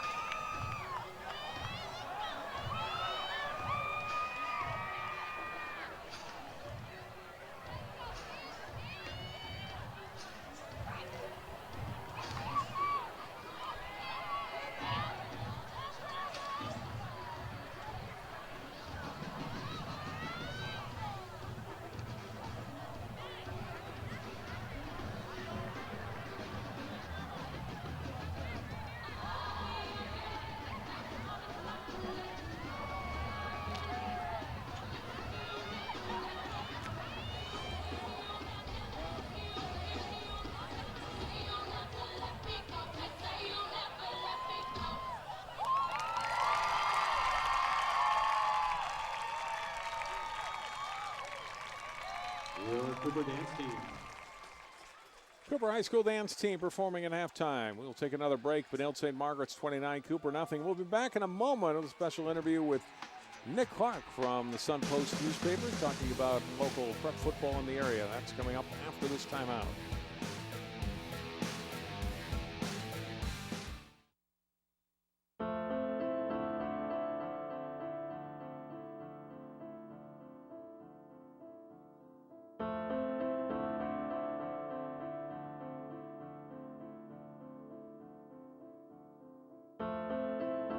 Behind the wheel, there is no such thing as a small distraction.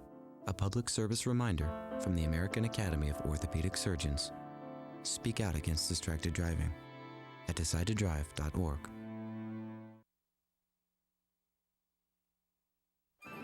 And now, another adventure with Savings Man. This is great. Every day should be like this. It will be when I retire in a few years. I've been planning and saving. Did you save for me? Well, this is unexpected. Where'd you come from? Out of the blue, just like an illness, an emergency, or That's enough, Mr. Unexpected. Savings Man. There's still time to plan. Find out how at choosetosave.org with a ballpark estimate worksheet. I will. Thanks, Savings Man. No, thank you. So visit choosetosave.org today.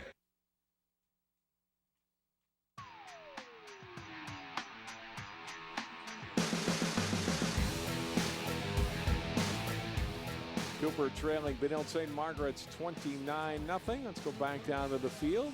Get a little bit of the Cooper Marching Band's halftime performance. We hope that you enjoy your experience tonight as we take part in this journey to our performance of Service Away.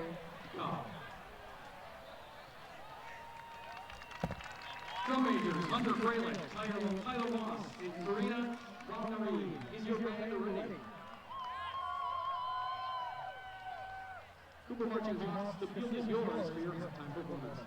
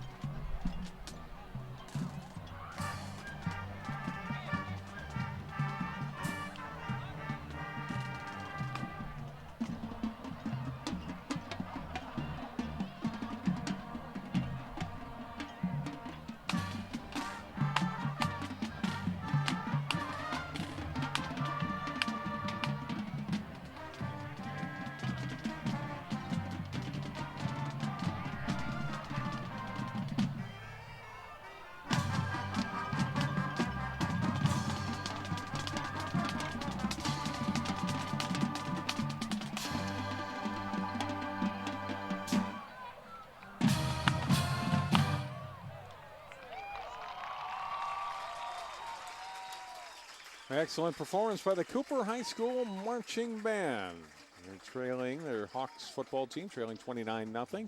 Earlier today, I had a chance to talk with Nick Clark from the Sun Post newspapers. He is the sports editor for that chain of papers, and talked to him a little about prep football here in the northwest suburbs.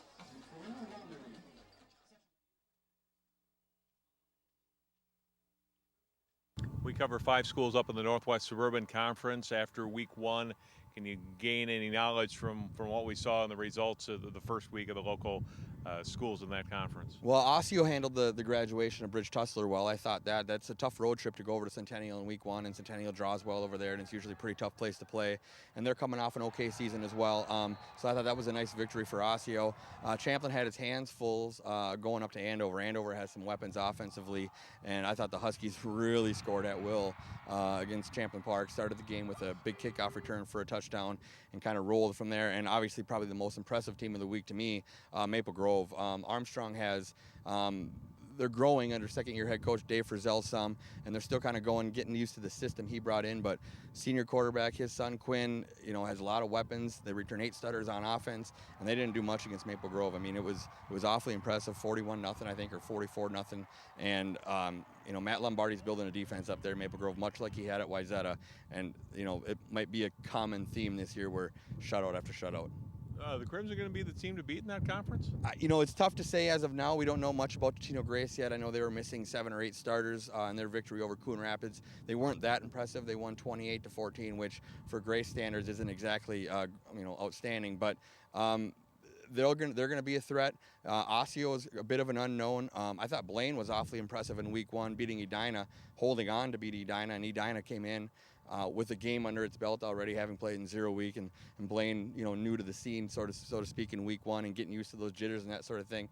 Bengals responded well. They're going to be a tough team, and I don't think you can count out teams like Champlin Park yet, and I think certainly Andover is going to be a threat all season long.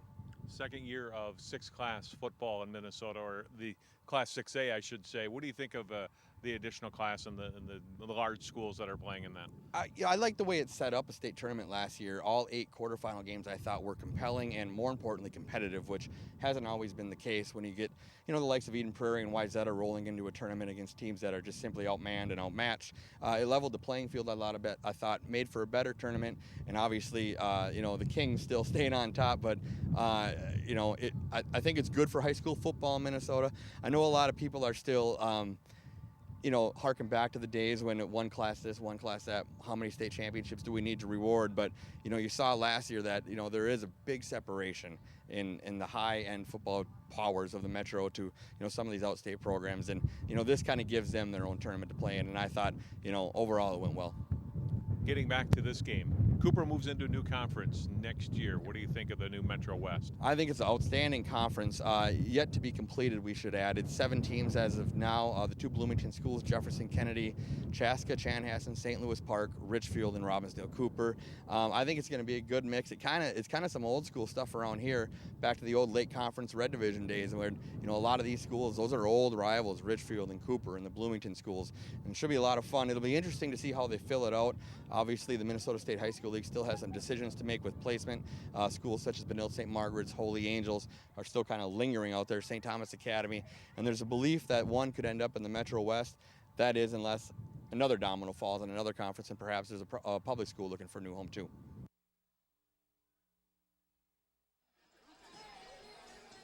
And thanks to Nick Clark for taking time to spend with us today as we break down some of the local prep football in Northwest Suburban Conference and around the area. We're at halftime. Our score is Benilde-St. Margaret's 29, Cooper nothing. We're back with more of our halftime and the start of the second half in just a moment on Channel 12. Maple Grove, New Hope, and Brooklyn Center. Channel 12 is your local source.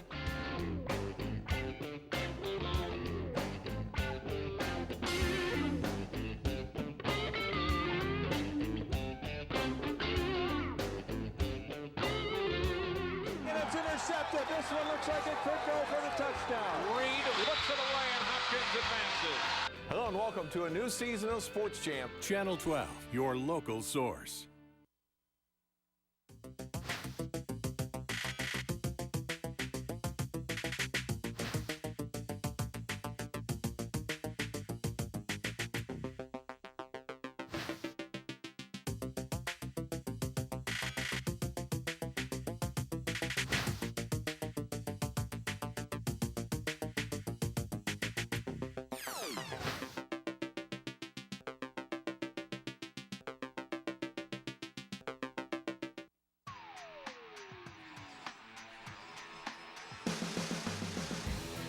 29-0, Benilde-St. Margaret's leads Cooper at halftime. Let's go back down to the field. Barrett Anderson standing by there. So much, guys. I'm standing here with co-head coach for Benilde, John Hanks. John, what was the atmosphere like in the locker room? Very excited. We talked about the missed assignments and mental errors, and we didn't have many in the first half. Played really well. Yeah, you mentioned that you wanted to cut down on penalties when I spoke to you before the game. What improvements has your team made from last week to this week in just the first half? Non-retaliatory type stuff. You know, we're not, if there's going to be shenanigans, we made very clear at halftime we don't want any retaliation penalties. Nothing stupid. Play the game the way it's supposed to be played. And what are you going to do in the second half? Are you going to keep running the offense and challenging Cooper's defense, or are you going to play more of a defensive strategy? We'll take what they give us. If they're going to stack, put 8, 9 in the box, we'll throw the ball. If they're going to, bail in coverage, then we'll run the football. Okay, thanks so much. Back to you guys. Thanks very much, Barrett, and thanks to John Hanks for taking a couple moments to spend with us. I like anytime the coach can work shenanigans into an answer is a good thing. Highlights from the first half, and it's pretty much all Benilde-St. Margaret's as you would expect. They went on top late in the first quarter. Keaton Studsrud getting that touchdown pass, getting it to Sam Lager. And actually set up the touchdown run by Commerce, a 1-yard run to the throw to John Lager, rather. And here's Keaton Studsrud running it. That was the 2-point conversion that made it 8-0.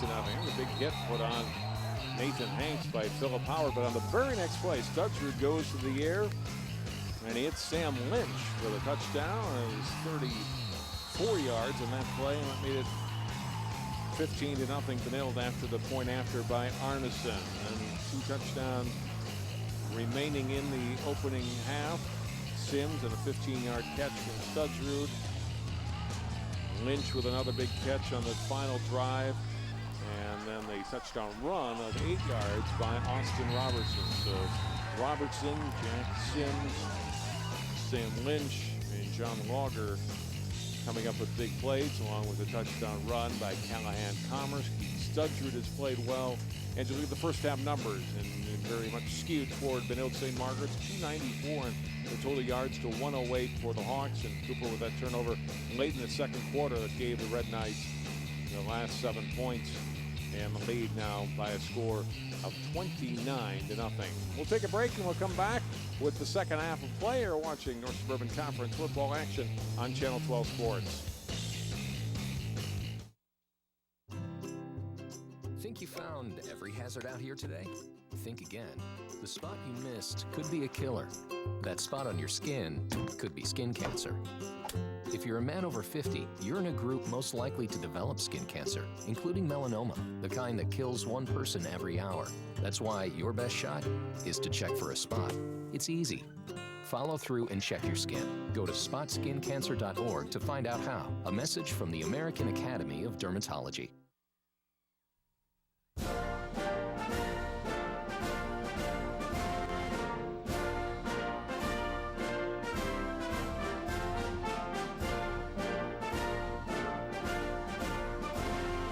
Just a reminder, kids who participate in high school activities tend to go a little farther than those who don't.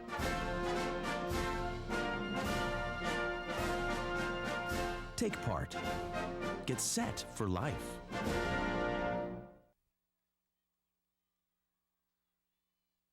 National studies show that students who participate in activities like music, sports, and drama not only have better grades and attendance, but they develop the character to handle adversity,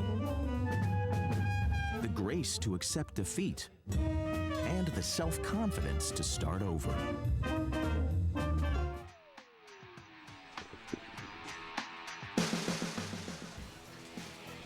Ready to start the second half. John Jacobson and Joe Moline along with Barrett Anderson, and Cooper kicking off to BSM, and we are underway with half number 2. And first kick return for Benilde for the night, and a return out to the 33-yard line.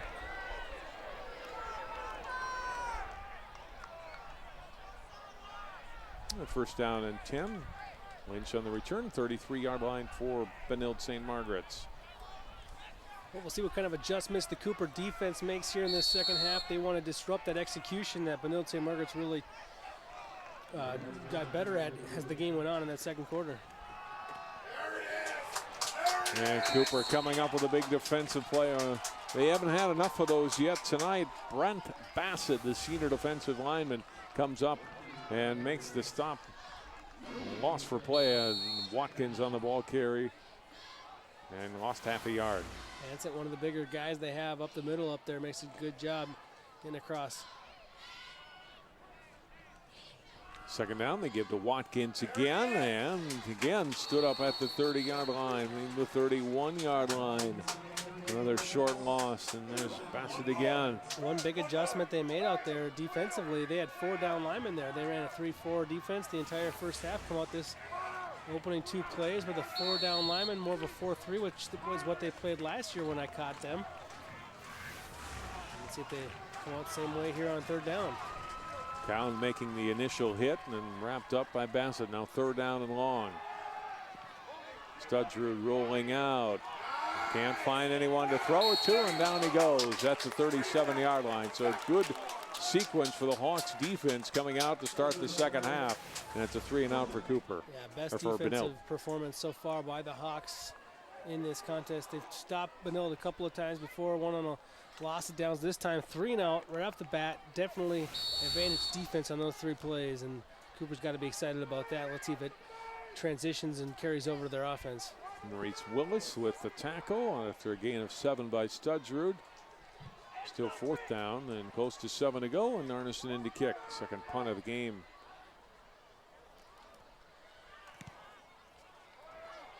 That's the kick away, and it'll sail out of bounds. Not a very long kick. You get a flag, and there's a hit at the sideline.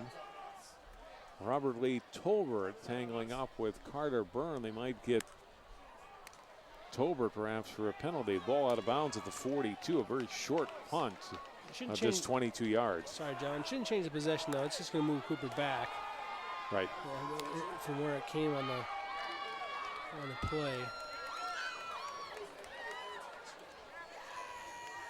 And Cooper's staff was right there. It was on their sideline. They're the ones that, and I'll give them credit. They don't argue a lot of calls in the 4 years that I have seen this coaching staff work.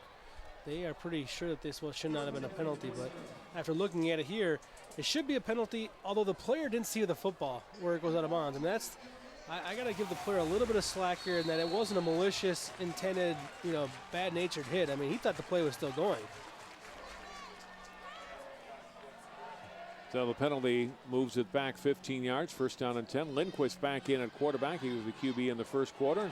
His first completion, breaking a tackle, out past the 40-yard line to the 45-yard line. Gain of 17-yard. Lincoln Koskela. I think they'd like to see Lindquist get going a little bit because I think that he got cheated out in that first quarter where their offense really wasn't moving. There was a couple of 3-and-outs where he didn't really get to put the ball in the air, and then he put a couple of good throws on some receivers where they couldn't make the catch. You see him come out here, a nice little easy pass to start things off. That's going to be a big confidence builder. Gain of 16 yards. Running play, it's Jamal Bryce on the run, and he is stopped and lost a yard. Tackle made by Carter Byrne. As well as Jay Weber, the inside backer for Benilde, just kind of blitzed through an outside gap there. And Weber's spent a lot of time in the backfield of Cooper in this football game so far, and he's doing a good job from that linebacker spot. Ball at the 43, second down and 11.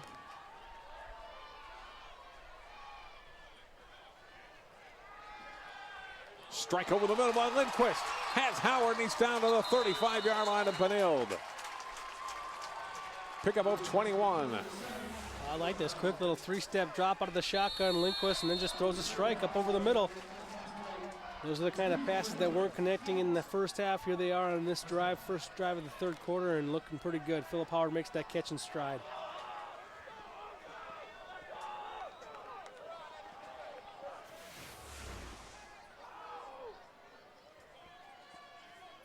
First down and 10 from the Benilde 35. Lindquist throwing again in traffic and is incomplete, and the big hit put on by Lynch. And down to Howard. Is able to hang on to the ball. He did get the completion. Did hang on, then goes down hard. The gain of 15. Howard able to hang on to this one. Watch his head hit the turf here. Oh, yes, he did definitely have the catch. Then the ball came out.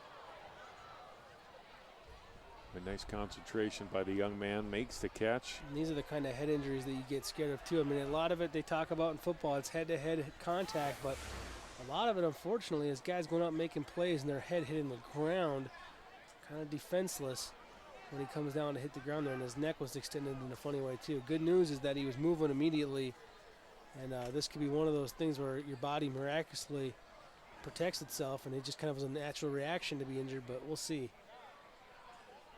Hopefully it's just a scare.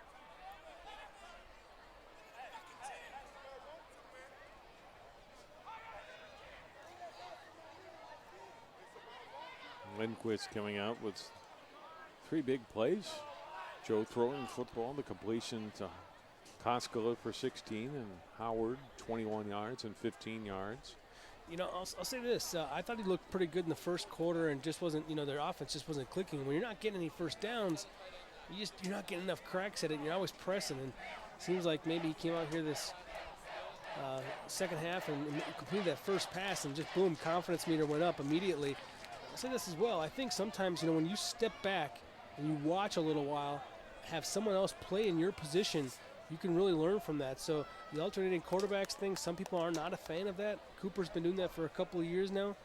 And sometimes it can be a real benefit to come out, watch someone else play your position. You learn a lot just by watching the game at real speed and watching it kind of in that third-person point of view.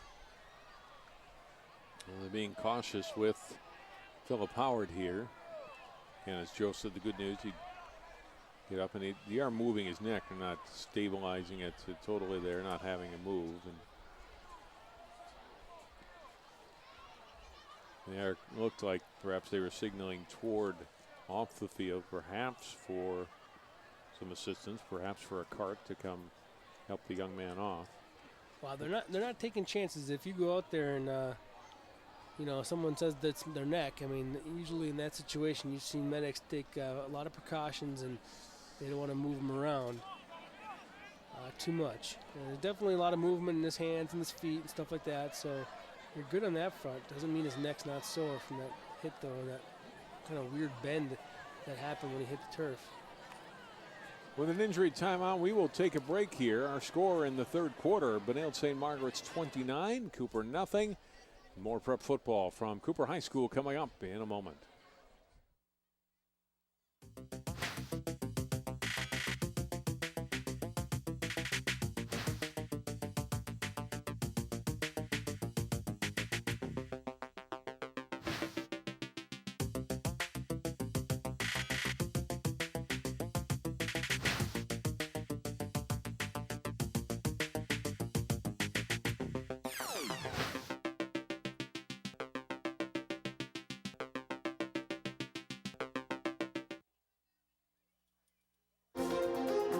A Brooklyn Park church received some unwelcome visitors this past weekend.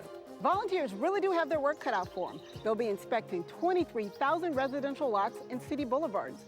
The problem began when the railroad decided to increase the train's speed. In the process, they had to raise a portion of the track over here. Fire crews got a call around 4 Friday morning from a passerby alerting them to a deck fire. This time, little lob for Winicky, trying to go up and get it. Touchdown!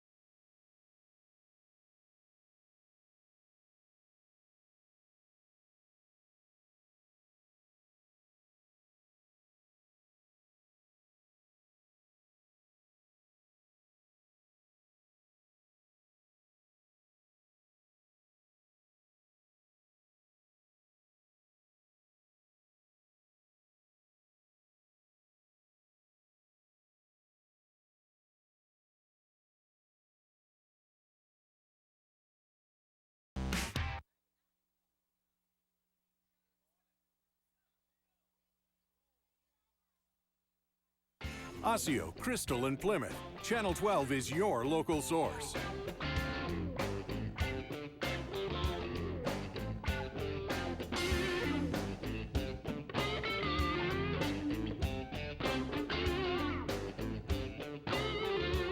Intercepted. This one looks like it could go for the touchdown. Reed puts it away and Hopkins advances.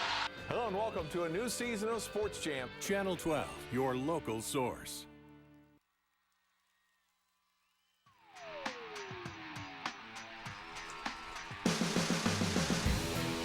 You're back at Barbara A. Lehman Stadium at Cooper High School, and this hand a moment ago for Philip Howard, who is now, although not standing up, at least now in a sitting up position. Look at it again. Here's the hit from Lynch. And there you can see he goes down on the neck and the back of his head and gets up for a moment, then takes that helmet off, and then he goes down. That's going to ring in your helmet a little bit.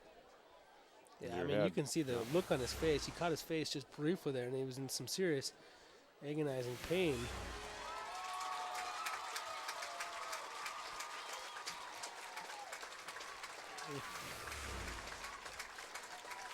Howard up, getting some assistance walking off, but long term he'll be okay. I don't imagine we'll see him again tonight, and depending on the severity of that injury, we'll see how that affects him in the next week. But he's walking, which is great. He's walking, and I say one of those things, when you see someone move that quickly and kind of react the way he did, he's kind of keeping his neck pretty straight right now, so I got to believe it's pretty stiff, but it's sometimes your body naturally protects yourself in the crazy ways you wouldn't imagine. I think he might be okay after that one. That's just what we're hoping. No, first down and 10. Remember, Cooper has moved the ball very well here on this opening drive of the second half. They have first down and 10 at the 20. Lindquist going to the air again to the end zone and incomplete. Trying to hit Ethan White. Covered by Lynch. Second down and 10. I said it earlier, John. Lindquist does a pretty good deep ball, though. I mean, this one's right on the money. I mean, it's not a drop ball by any means. It's a tough catch. Good defensive effort by Lynch. But that ball's thrown where it needs to be, and you just hope that your receiver can make the play. But the defensive player disrupted that one a little bit too good for Benilde. Sam Lynch has been all over the field tonight, hasn't he, Joe, on both sides of the ball? Yeah, he's a great player. He was a good player last year, one of the leading tacklers, and again this year he will be right up there. Lindquist handing off, and Benilde's Callahan Commerce ready for a tackle for loss of 2 yards back to the 22-yard line. And then they give to Blunt, and he loses 2.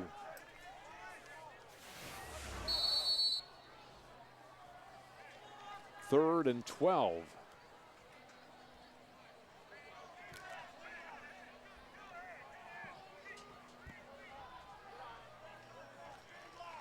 Out of the shotgun, Lindquist standing at the Benilde 26. He'll throw deep toward the end zone and incomplete. Hawkins unable to catch up with it, and it's fourth down. And there was a moment in there where Hopkins kind of slowed up. I think he was hoping that ball would be a little bit further to the outside because he had some room to the outside. Said that ball gets thrown to the inside, and Hawkins just couldn't catch up to it.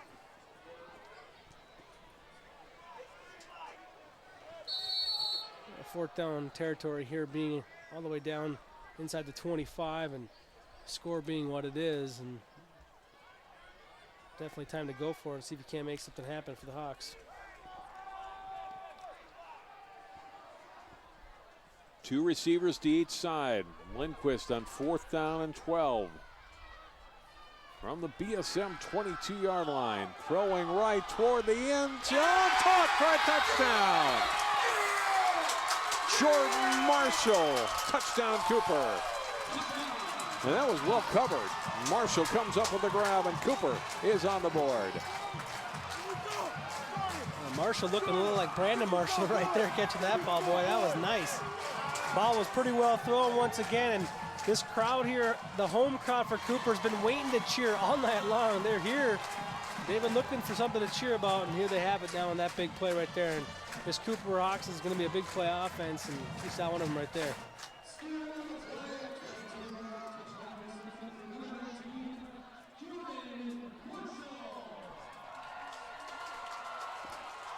The 29-6 extra point pending. Cooper unable to convert on a 4th down play in the red zone in the first half. This time they get a 4th and 12 from the 22 and turn it into 6 points, potentially 8 here. Looks like they'll go for the 2-point conversion. And on the run, it's in for a 2-point conversion. Jamal Bryce. And it's 29-8.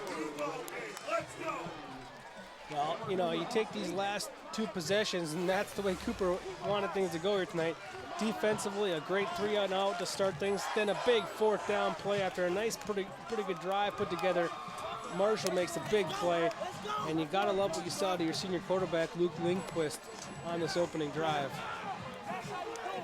How about your receivers making catches? I mean, Philip Howard, the catch that he made was miraculous. I mean, he got hurt. Unfortunately, in that catch, that was an amazing catch, and then Marshall with that one as well. Chris Landis, we talked about, he had pretty good coverage on Marshall, and Marshall just fights him for the ball, makes the catch, a little bit taller player, and makes the grab. Cooper is on the board, 29-8. So they get a great defensive stop coming out of the halftime, and then a terrific offensive series, moving the ball through the air. Lindquist was on target with his throws.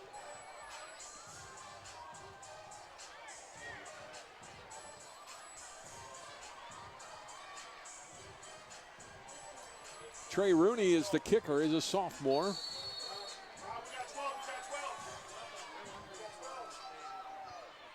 Rooney short kick. It'll be taken at the 32 and taking a hit and going sideways and then going down after a short gain is Matt Mogensen.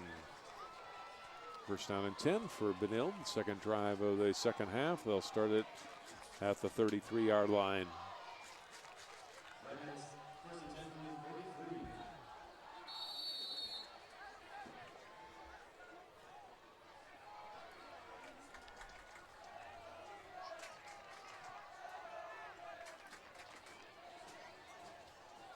On first down and 10, Keaton Studsrud, the carry.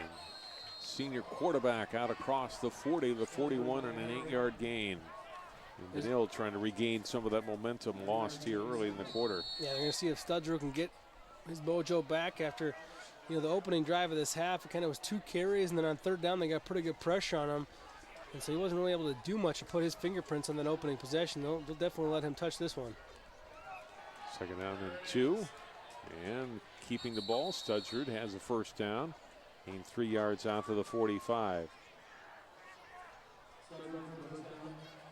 38 yards rushing for Studsrud on 11 carries tonight.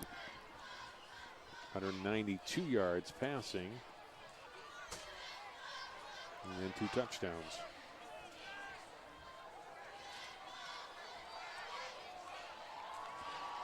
First and 10, Benilde from its 45.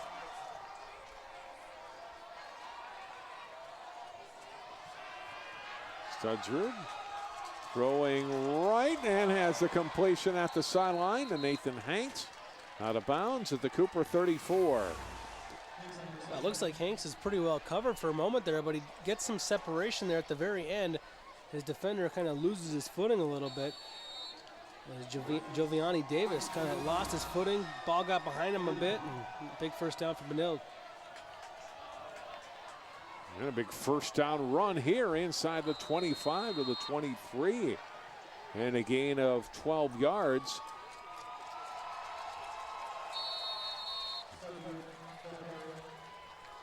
Studsrud on the carry. Let's go down to Barrett for an injury update. Thanks so much, John. It looks like Philip Howard has got up. He's moved around a little bit. Not too far, though. He did move over from the bench to the trainer's station, and he is getting more observation there. He does have a towel over his head and some ice, so we will see how he's doing the next couple of minutes or so. Studsrud to a wide open, thank you, Barrett, to a wide open Sam Lynch for a touchdown. Boy, nobody around number 11 on that play, Joe. Which was weird. I mean, when he lined up out there, there was someone on him, and then they kind of gave off and either went on a blitz or switched coverage, and Lynch was not the primary target on that play, but to his credit, he waved his hands in the air as much as he could, caught the attention of his quarterback, and it was an easy pitch and catch from there for his second touchdown of the night.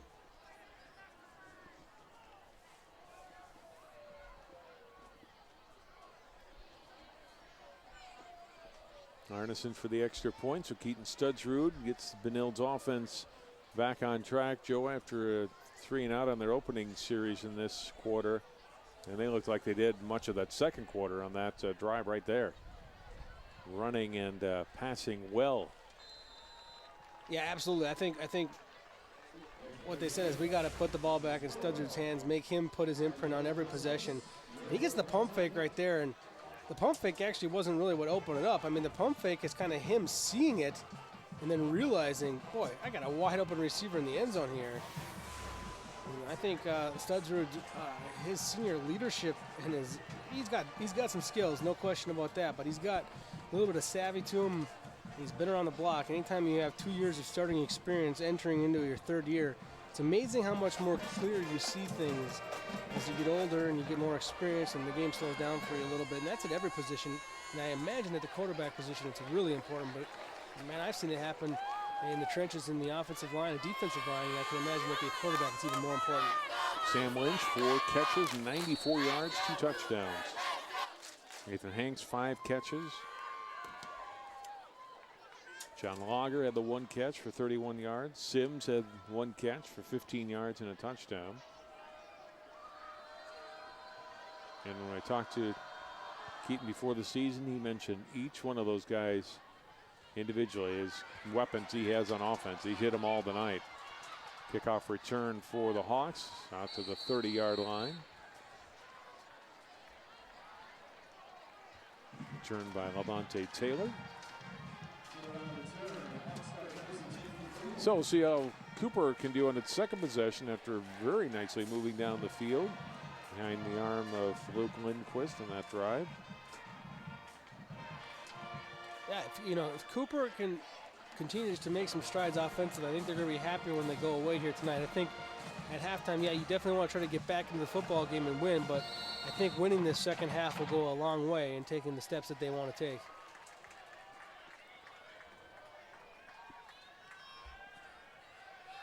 Lindquist throwing it out to the left, a little bit high, and the catch made in Benilde territory. Coming down with it is Ethan White. A gain of 20. How about that? Again, a nice deep ball thrown by Lindquist. He's got good touch, and right now his receivers are going up and making plays for him. I mean, that's the theme of the second half right now. Ethan White goes up and gets it. Ethan White, a junior wide receiver. We saw Jordan Marshall, junior wide receiver, make a big catch.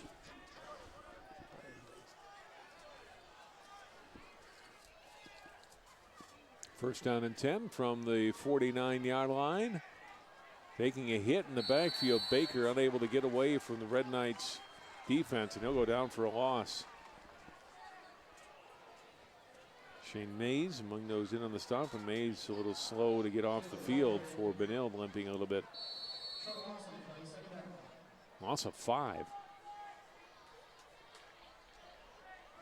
A backwards play really brings you off schedule, and we've not seen the Hawks regroup well from these type of situations.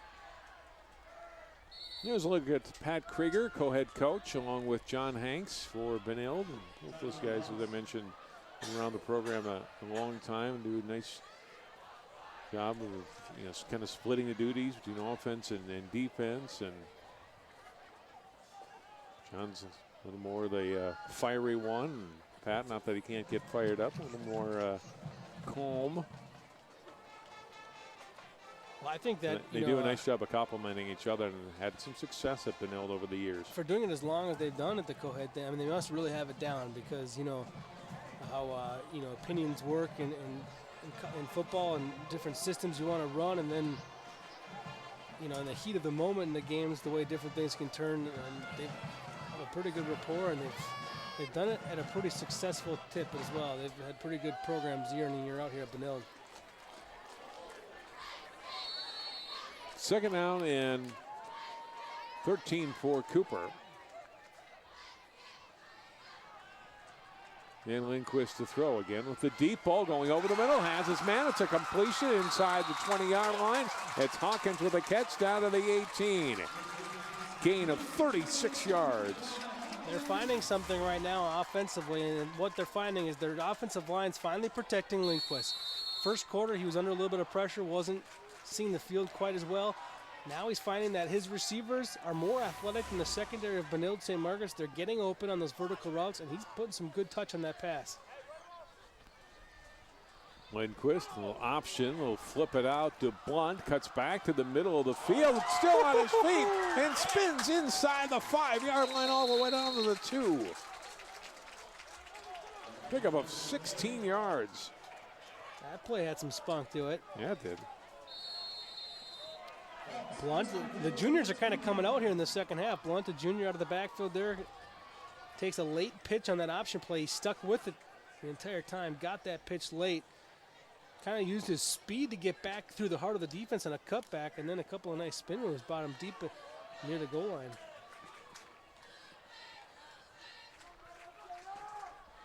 First and goal from the 2. Inside handoff to Blunt. Hawks signal touchdown. Officials. Haven't seen a signal yet. I don't think.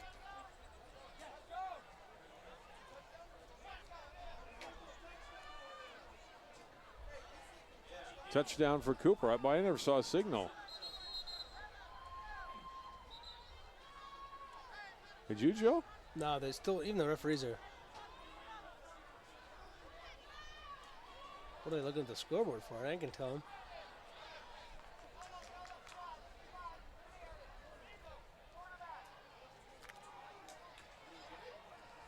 Well, they're putting the ball right on the 3 for the extra point, so touchdown, Cooper. A non-signal touchdown. John, I'll signal it. Here it is. Yeah, all right. I got it. Well, and I think the Cooper coaching staff's confused. I said, are the points or not?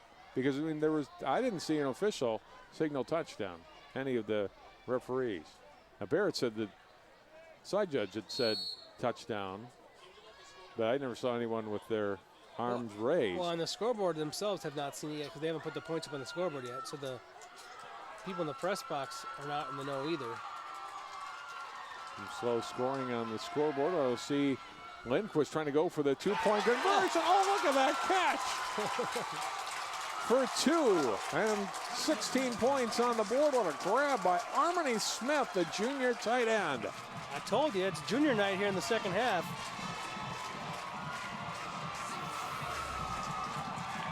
Let's go back to the non-signaled touchdown by Blunt. Well, he's across the goal line. Oh, there's the far official signal touchdown.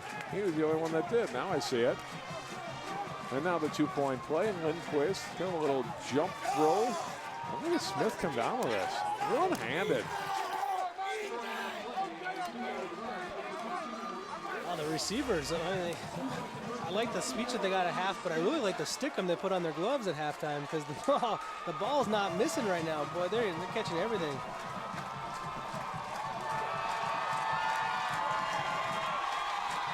Defense gets a stop here. Things can get kind of interesting in terms of the crowd wants to get into it. Defense needs to get a stop though, and this is where Benilde's going to dial up their senior quarterback, Keaton Studsrud, see what he can do.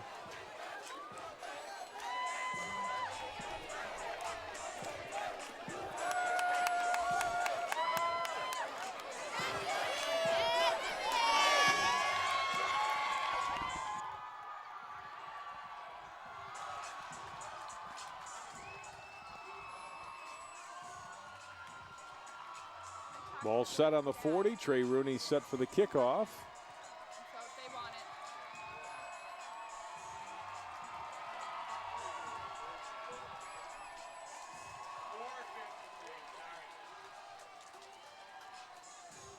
Not sure what we're waiting here for, Joe.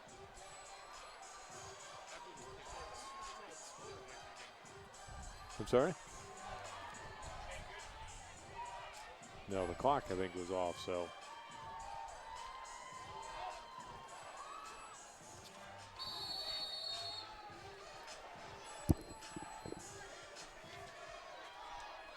Short kick by Rooney, bounds up to 35, and be falling on at the 34-yard line. That's where Benilde will take over.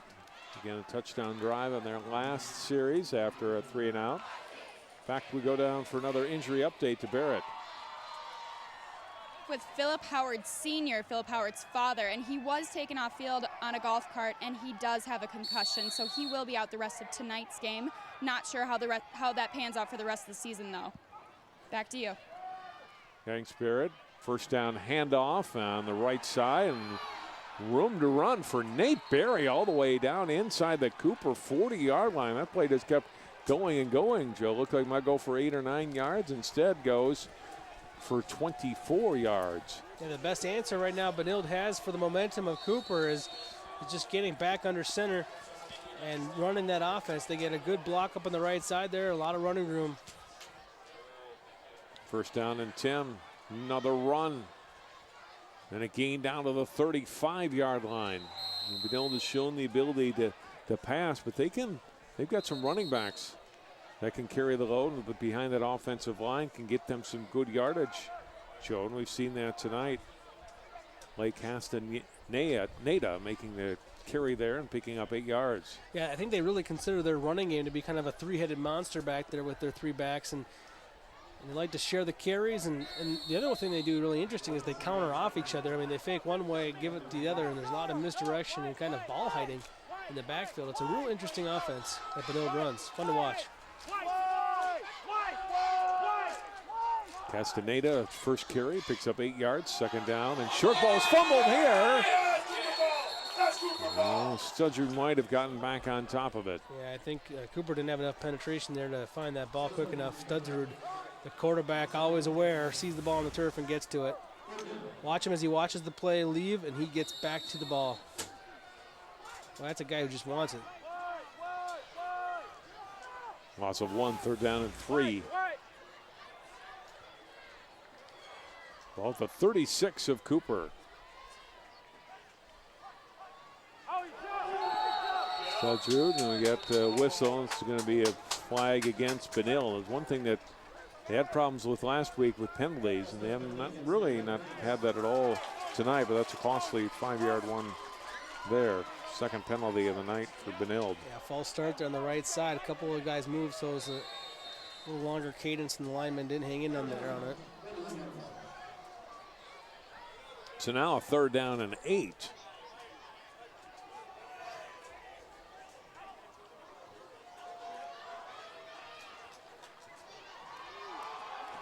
Studgerud keeping after faking the handoff, has a first down into the open 20-yard line, now to the 15 and brought down at the 13-yard line. Gain of 28 yards for the senior quarterback. Studgerud gets a good ball fake in there. That buys him a little bit of time, gets a great kick-out block, and then watch him run the football looking like a running back. And there's a big block here on the left side of the screen. You might not see it in your screen. You see the tail end of it there. You see a Cooper player getting up as Tolbert got put on his backside by a receiver blocking downfield, John Lager.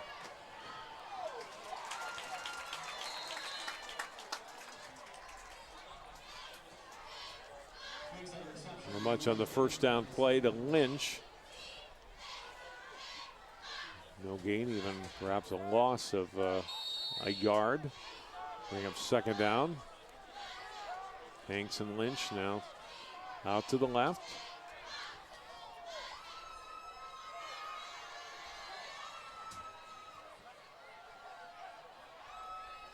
Studgerud rolling out that way, throws to the end zone and incomplete off the hands of Hanks.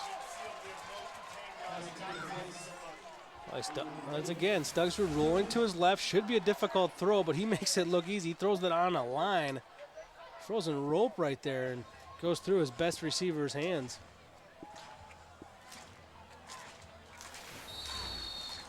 Third and 11.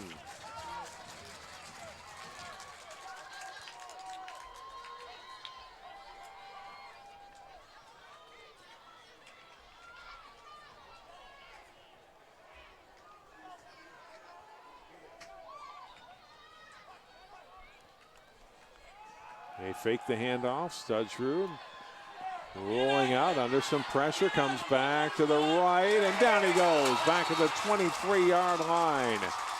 Sacked by James Mayfield. Well, we've talked about the smart plays Studgerud's made tonight. The smart play right there is throw the ball away right now. Had his chance, decided to try to make some more of it, ended up losing an extra 10 yards. Right, instead of a 4th down and 9, now you've got a 4th down and 20 yards to go, 22 yards to go. Probably took yourself out of field goal position, I managed too. Could have been in a position where 3 points was a possibility, just a little bit longer if you were to kick it. Now on 4th down, Studshrew dials up the pass toward the end zone, trying to get it to Hanks, and incomplete. Coverage by Robert Lee Tolbert, and Benilde turns it over on downs. Tolbert doing a great job battling with a bigger wide receiver and did a good job really blanketing him, getting in his business without getting the penalty.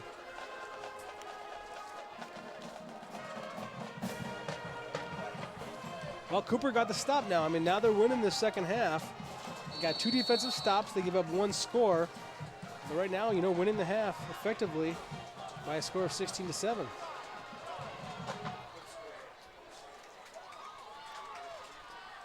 First down and a big rushing play, breaking tackles into the open. 45, 50-yard line. Levante Taylor on the run all the way down to the Cooper 32, your Benilde 32-yard line. A flag is down. Back toward midfield. This may come back. It's probably coming back. There's just so much time there, and it's hard not to get a block or a push in the back in those situations. And you just don't want to do it. You just take away such a great play. Wipes out what would have been a 46-yard run.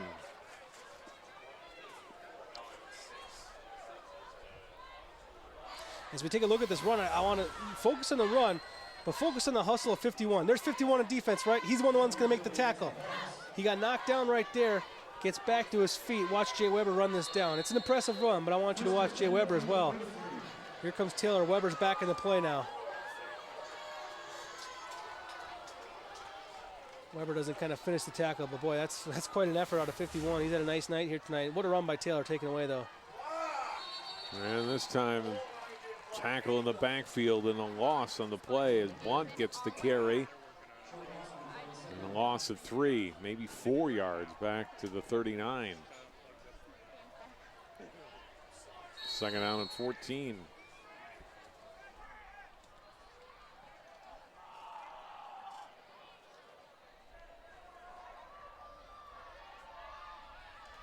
Lindquist, a very sharp third quarter passing the football, getting the Hawks on the board twice here. 36-16. He'll go to the air again, trying to hit Hawkins, and has the catch down to the 20-yard line. Lynch on the tackle, but not before a gain of 41 yards. And there is Kevon Hawkins at his best. Nice throw from Luke Lindquist. Hawkins is just too tough to cover on the outside, even with 2 players on him. He still gets behind his cornerback. Lynch comes over and saves the touchdown. Lynch has made some big plays tonight. That's one of them as well. But there you see the speed and the playmaking ability of that big 18. First and 10 from the 20. All right, John. We're going to head to the fourth quarter here. The philosophy is the other quarterback gets to play. How do you do it right now with the way he's playing in the third quarter? You got to stick with the hot hand, I think. Lindquist has played well. We'll see that as the end of the third quarter. An entertaining 12 minutes of play. Our score now, Benilde 36, Cooper 16. We're back with more Prep Football live from Robbinsdale Cooper High School on Channel 12 Sports. This isn't Madison Square Garden. These drills probably won't make anyone a #1 draft pick. But these players are practicing for something important. While they work on their jump shots, they're also learning teamwork, discipline, self-confidence, how to deal with wins and losses. Skills that will make them winners long after they leave the court. Support high school activities in your community, because when kids take part, they get set for life. Channel 12's Community Corner puts the spotlight on your corner of the northwest suburbs. We want to talk about some things happening around the city of Maple Grove. New Hope's rinks are officially open. This is the spot for the Golden Valley Rotary Club. The City Council worked really hard not to have a tax increase. You can instantly upgrade your wardrobe with a few simple accessories. We're in Golden Valley today doing a little recycling. Rediscover your corner of the northwest suburbs every day on Channel 12's Community Corner. 6 Benilde as we get ready for the start of the fourth quarter. 2nd down and 7 for Cooper. Lindquist does stay in at quarterback, going to the end zone and overshoots his receiver Marshall. That was a little bit too far. If his receivers have been able to touch the ball, they've been able to catch it here in the second half, but that one a little bit too far for Marshall. He put some air into that one. It's the 3rd down and 7.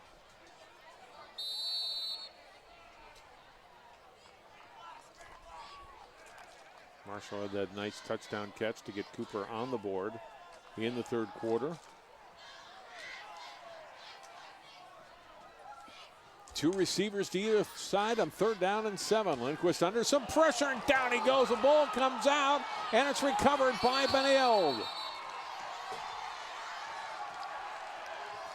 Mikey McGill is the one that ends up with the football. We'll get the hit to spring that one loose, Joe. Yeah, the biggest difference in the second half was the receivers making catches, but it also was the protection Lindquist was getting up front. He got grabbed from the ankles there, then he got hit up top. McGill got the hit up top and the recovery.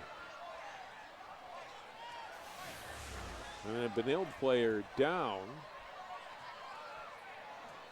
and being attended to. And that is Shea Mays, one of their starting defensive linemen. Looking at his, looks like his left leg.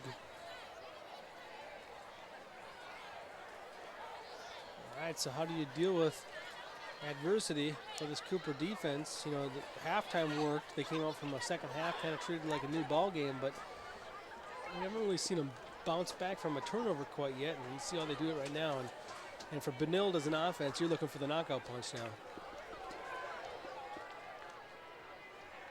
Second turnover for Cooper. And so Benilde with the big defensive stop, taking it 1st and 10. Now at their 33, they lead it by 20.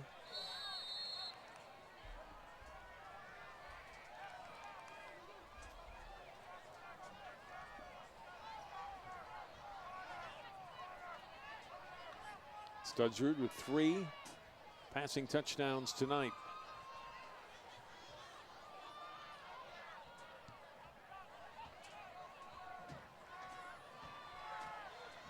And off on 1st down. And it's Austin Robertson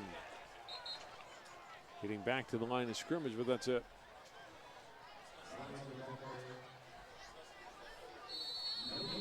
Second down and 10. It's always interesting to see how these offenses that work primarily from the no huddle, and then they get up a couple of scores in the fourth quarter and how they operate, because the whole premise of their offense is to run a lot of plays in as short amount of time as possible. But now the clock is really their friend. They wanted that thing to run to get this game over with. Big hole up the middle and running through it. A gain of 9. Peter Watkins. Mark him down at the 41. 3rd down and a little more than a yard to go. Watkins, Robertson, and Berry kind of sharing the backfield load tonight. 2 other backs have also carried it. The flag is down. 3rd down completion to John Lager. Has a 1st down. We'll see what the penalty's about, though. Yeah, I gotta believe we have a procedure penalty here coming up on Benilde.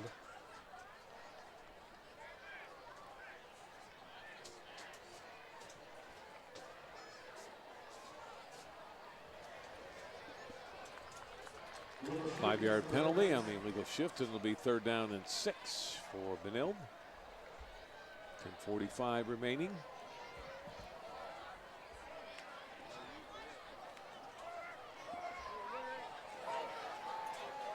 Joey mentioned a week from tonight, Northwest Suburban Conference game, our second conference action from that league next Friday night. Another penalty, might have been the same thing. As Maple Grove, procedure penalty this time against Benilde, takes on Elk River. Elk River had a nice bounce back season in 2012, but they'll test their mettle against perhaps the top team in that conference this year. And you know, Maple Grove lost a lot of talent too. They lost most of their skilled position players, but are thought to be brought back a pretty good team. Studsford on the run and throws it away. Hawks looking for an intentional grounding penalty, but it was close enough in the area of Jack Sims where that wasn't going to be the case. And Benilde will punt. You know, you got to make a strong argument over what's been more impressive here, the way the Cooper defense has responded in the second half of the offense. I mean, they've really turned this game around. You know, a couple of mistakes here and there, and this game's a whole different story. They don't fumble that football. They end up scoring on that drive. Then get this stop that they're getting right now. I mean, a lot of time left on the clock, the way these two teams have been able to move the ball up and down the field at times as well. Well, Benilde gets the turnover, and though they stop the Hawks on offense, they're unable to turn that into any points. They have to punt it back, and Cooper, after the punt out of bounds, will get it at their 43-yard line. They trail by 3 scores with 10:06 remaining in the fourth quarter, and another Benilde player down, and I believe this is Hanks.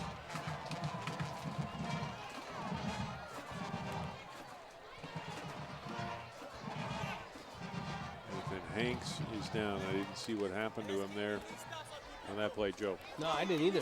You know, but he was in some pretty big pain there and was kind of kicking his leg a little bit. Lynch noticed it and kind of huddled around him and got the attention of his coaches and referees because it was kind of behind the play and happened discreetly. 10 minutes to turn up. 10 minutes to turn up. Let's go. It's our home field.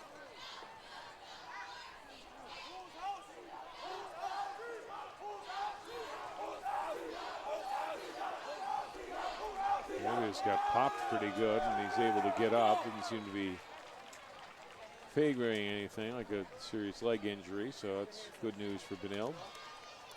Nathan will come out. They'll run pretty well in the first half, and popped again there. But overall in the night, young man with 5 catches tonight. Close to 100 yards receiving, following up that 3-touchdown performance a week ago at Albany.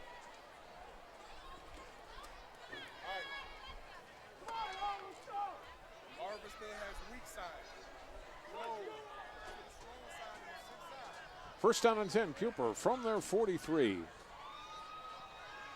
Lindquist airing it out, almost hit Hawkins. Cooper wanting a flag there and none coming. Hawkins thought he got held up a little bit on that play, and it looked like perhaps he got slowed down a little.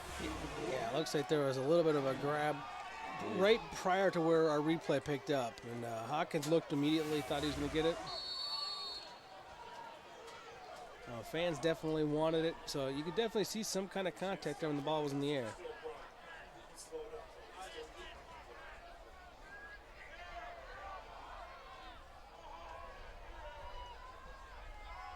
Second and 10, Lindquist, the broken play, and down he goes back at the 39-yard line.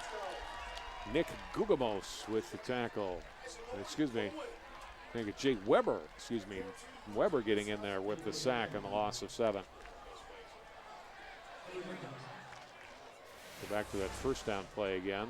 And there's the contact that everyone saw.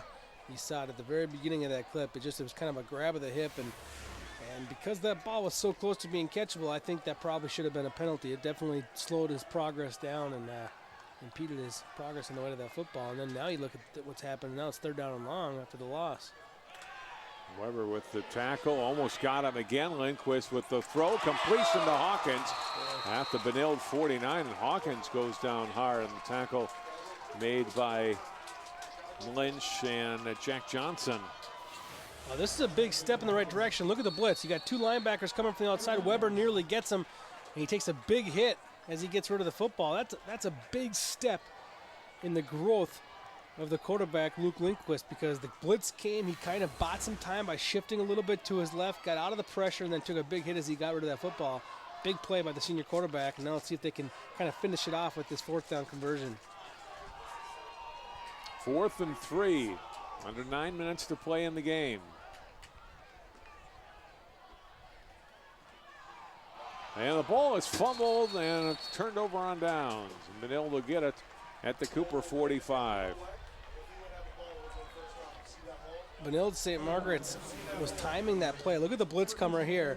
And that, I think Lindquist kind of saw it and then leaned a little bit. didn't do a very good job of getting that ball to his running back. I know that he saw the linebacker coming, maybe rushed it a little bit on that handoff. Jamal Bryce was the back, and so it's Benilde that takes it. First down and 10 at the Cooper 44. Studgerud on the ground with the handoff. And a pickup of 5 yards. A run by Peter Watkins. In the last couple of drives from the Cooper are the kind of mistakes that they could really shore up, and that's going to the difference of them being an okay football team to a good football team. They take care of the ball a little bit better, kind of get rid of some of those penalties, those big plays they gave up on defense, and they're really going to make a big difference and make that step towards being a good team. But you got to shore those things up. Studgerud, the ball carrier, tackled by Callan from behind. Picks up 4+. It'll be third down and 1 from the 35. Clock continuing to run now inside of 8 minutes to go.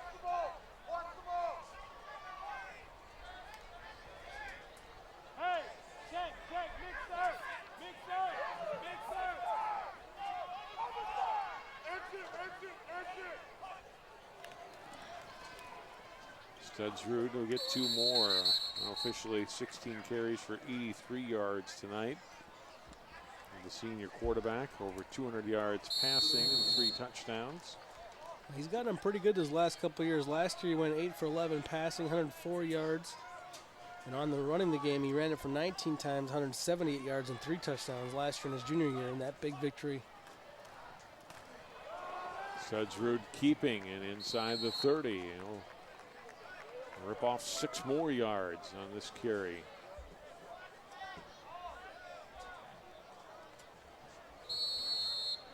And the wind a little bit out of the sails for the Cooper Hawks, I think.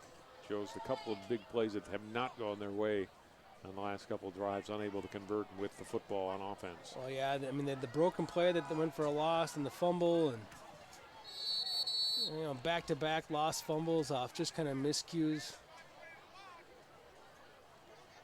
Definitely had the capability to make some big plays on the field, and I think they got to be pretty pleased with the growth of their passing game in this contest here in the second half, because last week they struggled throwing the ball out for a high percentage. Got a couple of big plays out of it, but didn't throw it for a very good percentage.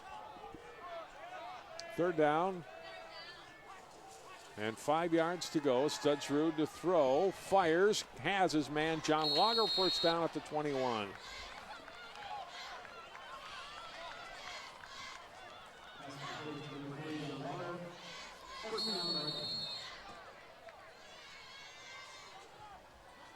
Lager with his second catch, Joe. That's a big one for a first down.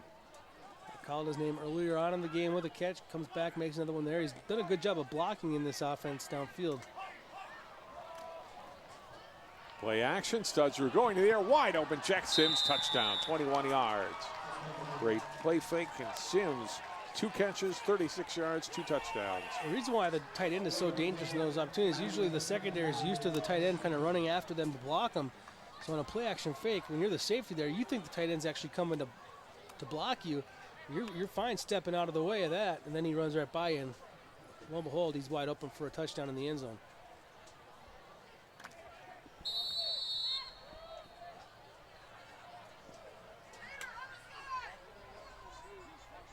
Matt Arneson on to try to add his 5th extra point of the game. He went for 2 on their first touchdown. And Arneson up and through, and with 5:47 to go. Now 43-16 Benilde. Joe? Play action fake really sold it good up front. You saw Sims get behind the secondary quite easily there and makes that sure-handed catch. He's Studgerud too. A lot of quarterbacks get a little bit too over-anxious. Do you see how cool and calm he just lofted that ball up there? He's been around. He's thrown some touchdown passes in his career because, like I said, a lot of young quarterbacks in that situation, they get excited. They see that wide open receiver. They throw it too short, get too much under it. He just kind of coolly and calmly lofted that ball into the end zone for another touchdown pass. Studgerud's one of those guys that would be pretty good to have on your fantasy football team. Putting up some pretty big numbers right now. Dual threat quarterback. And that's just the way the game's changing a little bit. And we've seen it at the high school and college level for a while, and now it's making its way into the NFL as well with a couple of the Quarterbacks now leading pretty successful organizations. Or you can just stand back there and pass all night like Peyton Manning and get just throw 7 perfect touchdowns, strikes. right? Oh, yeah, isn't that what Ponder's going to do this weekend? No. That was an impressive display on Thursday night in Denver, I'll tell you that. Yes, it was. First NFL quarterback to throw 7 touchdown passes since 1969. Joe Kapp did it for the Vikings. Arneson's kickoff handled at the 10-yard line. Out to the 20 and close to the 30-yard line. And now past the 30.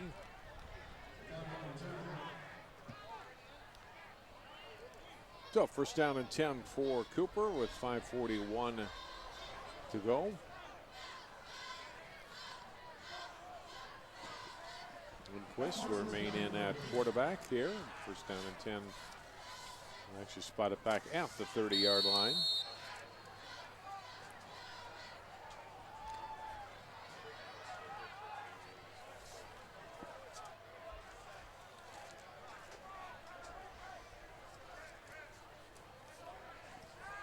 On first down, a throw and catch. It's Ethan White on the reception. A pickup of 7 out to the 37-yard line.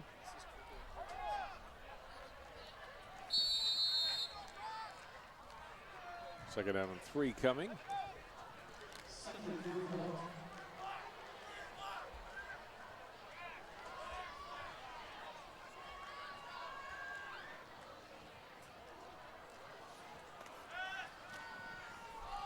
Lindquist to throw, throws it high and incomplete.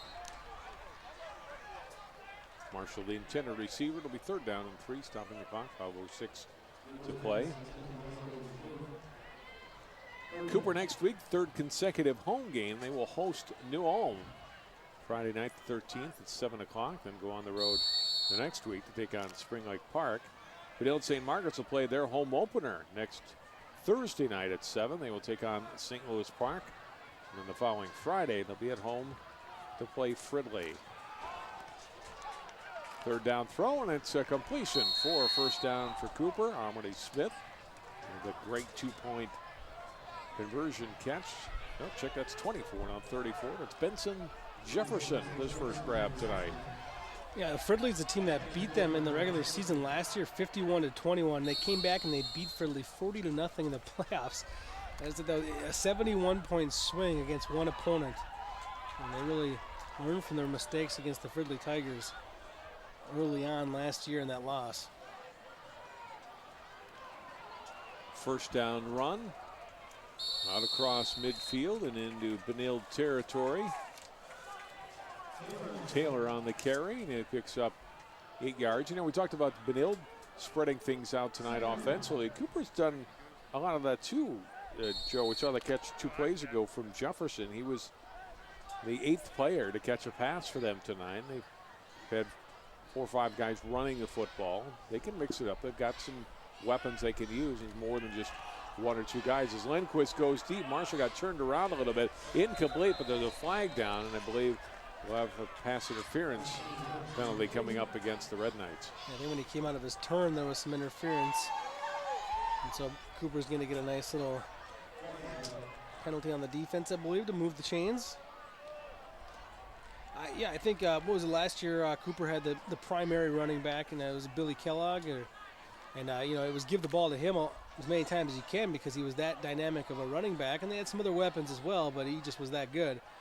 I think this year you have a number of weapons you got to use, and to create the best opportunity for these quarterbacks, you want to spread it around as well. It actually looks like it was offensive pass interference. Is. Okay. Oh, boy.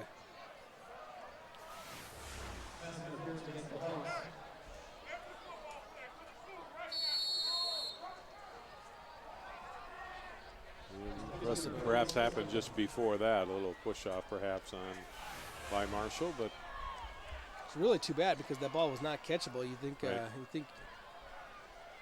I suppose they don't wave off an offensive pass interference in that situation.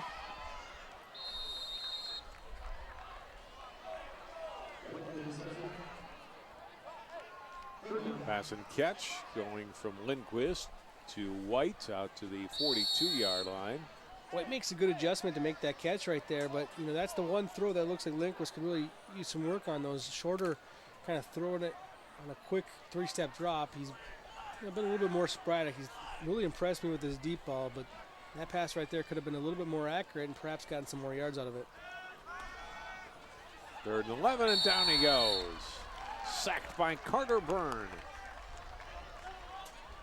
Benilde's had some guys that have come from that linebacker position to make plays tonight. Byrne, we've seen Weber, Commerce in the first half. Well, it's just a big mismatch there. Burns coming from the outside and trying to pick him up there was the running back out of the backfield, and he just couldn't handle the ground or the momentum the linebacker gave him. It was just too much of a mismatch. Hawkins on the punt. And it'll be Cooper that will down the football at the 15-yard line of Benilde with 2 minutes and 53 seconds to play. So Cooper will fall to 1-1. Benilde to go to 2-0.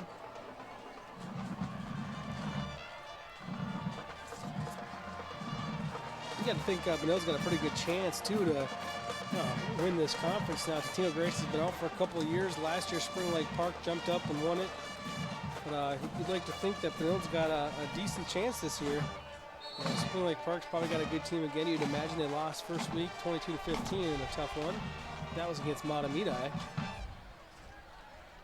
You got to think it's probably, after this loss here to Cooper, it's probably a 2-team race between Benilde and Spring Lake Park. Jack Goldstein is the second string quarterback, and he gets a handoff on first down. Still on his feet is Nate Berry out past the 40 to the 43-yard line. A gain of 29 yards for Berry. Quality times for Berry. We saw Berry get an earlier carry and look pretty good as well. And this one again, gets the ball in his hands, reads the holes pretty well, looks really good at getting upfield, bounces off a tackle without being wrapped up. He's going to bounce off that all day. Gets upfield. Nice run there by Berry. 1st and 10 from the 43. Goldstein will keep it and goes straight up the middle for 7 yards. Saw some action last week against Albany. Was 5 of 7 as a passer for 119 yards and 2 touchdowns. Yeah, Berry got a couple of carries last week, 3 carries for 23 yards and 7.7 yard carry. And tonight, the couple of touches he's got, he's really impressed. So you wonder if he's someone that they might dial up a little bit more with what he's done so far early in this game, in this year. Goldstein will keep it again. Pick up a couple, bring up 3rd down and short. Just over a minute to play.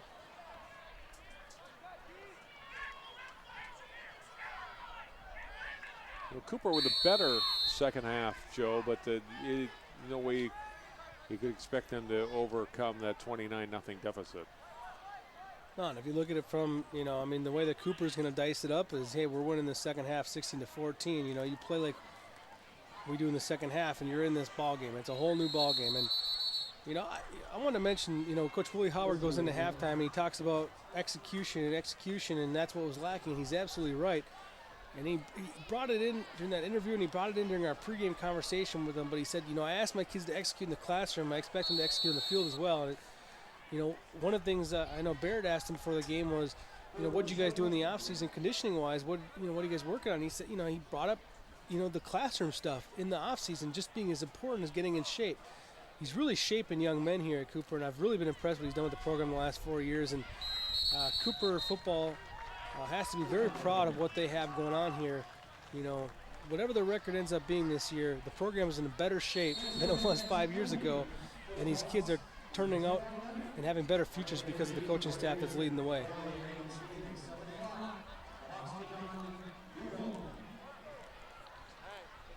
Goldstein got the first down on 4th and short. Final play probably coming up here as they hand off to Berry, who goes for 3 yards. I do want to say, I saw his parents in the concession stand before the game. Bryce Adams, the starting center for Cooper. Happy 18th birthday today. He would have liked to celebrate with a win.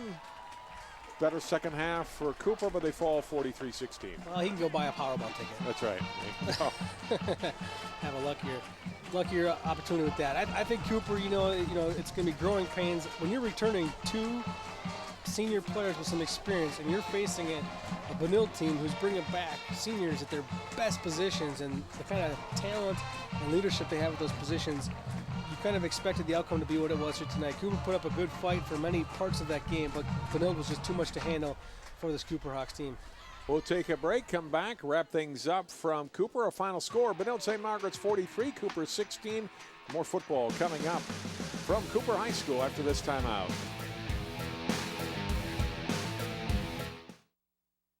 Maple Grove, New Hope, and Brooklyn Center. Channel 12 is your local source.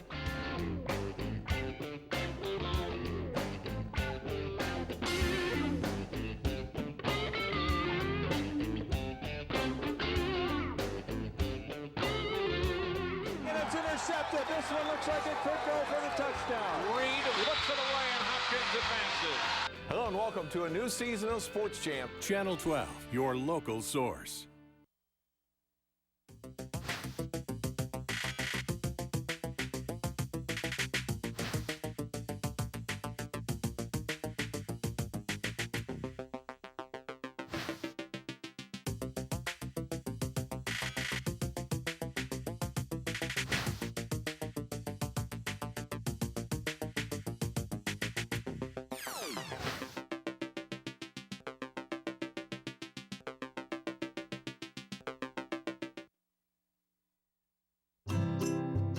Think you found every hazard out here today?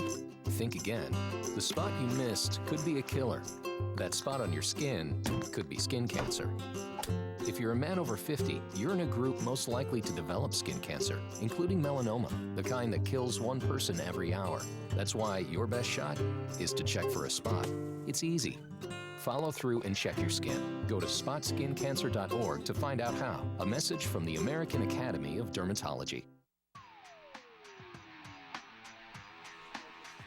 Benilde-St. Margaret's big winner tonight. They defeat Cooper 43-16 to go 2-0. Let's go down to the field with Barrett Anderson standing by from the BSM Heroes tonight. Thanks so much, guys. I'm standing here with quarterback for Benilde-St. Margaret, Keaton Studsrud.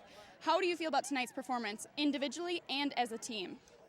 Individually, thought I did good. Made some good plays. Got to still work on some stuff. As a team, I thought we did good. First half, came out firing. I think we scored all but 2 drives. Second half started slow, got ourselves going towards the end. I thought we did great, line did awesome. Wide receivers did what they had to do. I think we only had a few penalties, so we still got some stuff to work on, but overall I thought it was a good job. On my way over here, you did mention that this was a lot like last week's game. How so? High scoring, a lot of yards. Last year's back and forth, just like this year. But yeah, I mean, a lot of scoring. Fast pace, a lot of fun. So. What type of prep work did you do for tonight's game? I mean, I watched a ton of film on my own. Team does a ton of stuff too, watching huddle and all that good stuff. But a lot of prep during the week, running Cooper's defense. Just mostly that. We had a good week of practice, worked hard all 4 days, and we just had a great week of practice. Came out, and did what we had to do. Real quick question: what quarterback, NFL-wise, do you like to watch? Quarterback in the NFL, I'd say Colin Kaepernick, college football Johnny Manziel. Okay, well, thanks so much. Thank you. Back to you guys. That's pretty good talent-wise, guys that to go after. Don't take any money for any autographs, Keaton. I'm going to want to get his autograph right now. He showed himself some more. He did a little more class than Johnny Manziel this weekend, though, right? 4 touchdown passes for Keaton and a nice win for his Benilde-St. Margaret's team. They take it to the Cooper Hawks, with making it interesting there in the third quarter. But in the end, they come up short and again fall to 1-1. Benilde-St. Margaret's goes to 2-0. That'll do it for our telecast tonight from New Hope. For Barrett Anderson, Joe Moline, and all of our crew, I'm John Jacobson. Final score again tonight: Benilde-St. Margaret's 43, Cooper 16.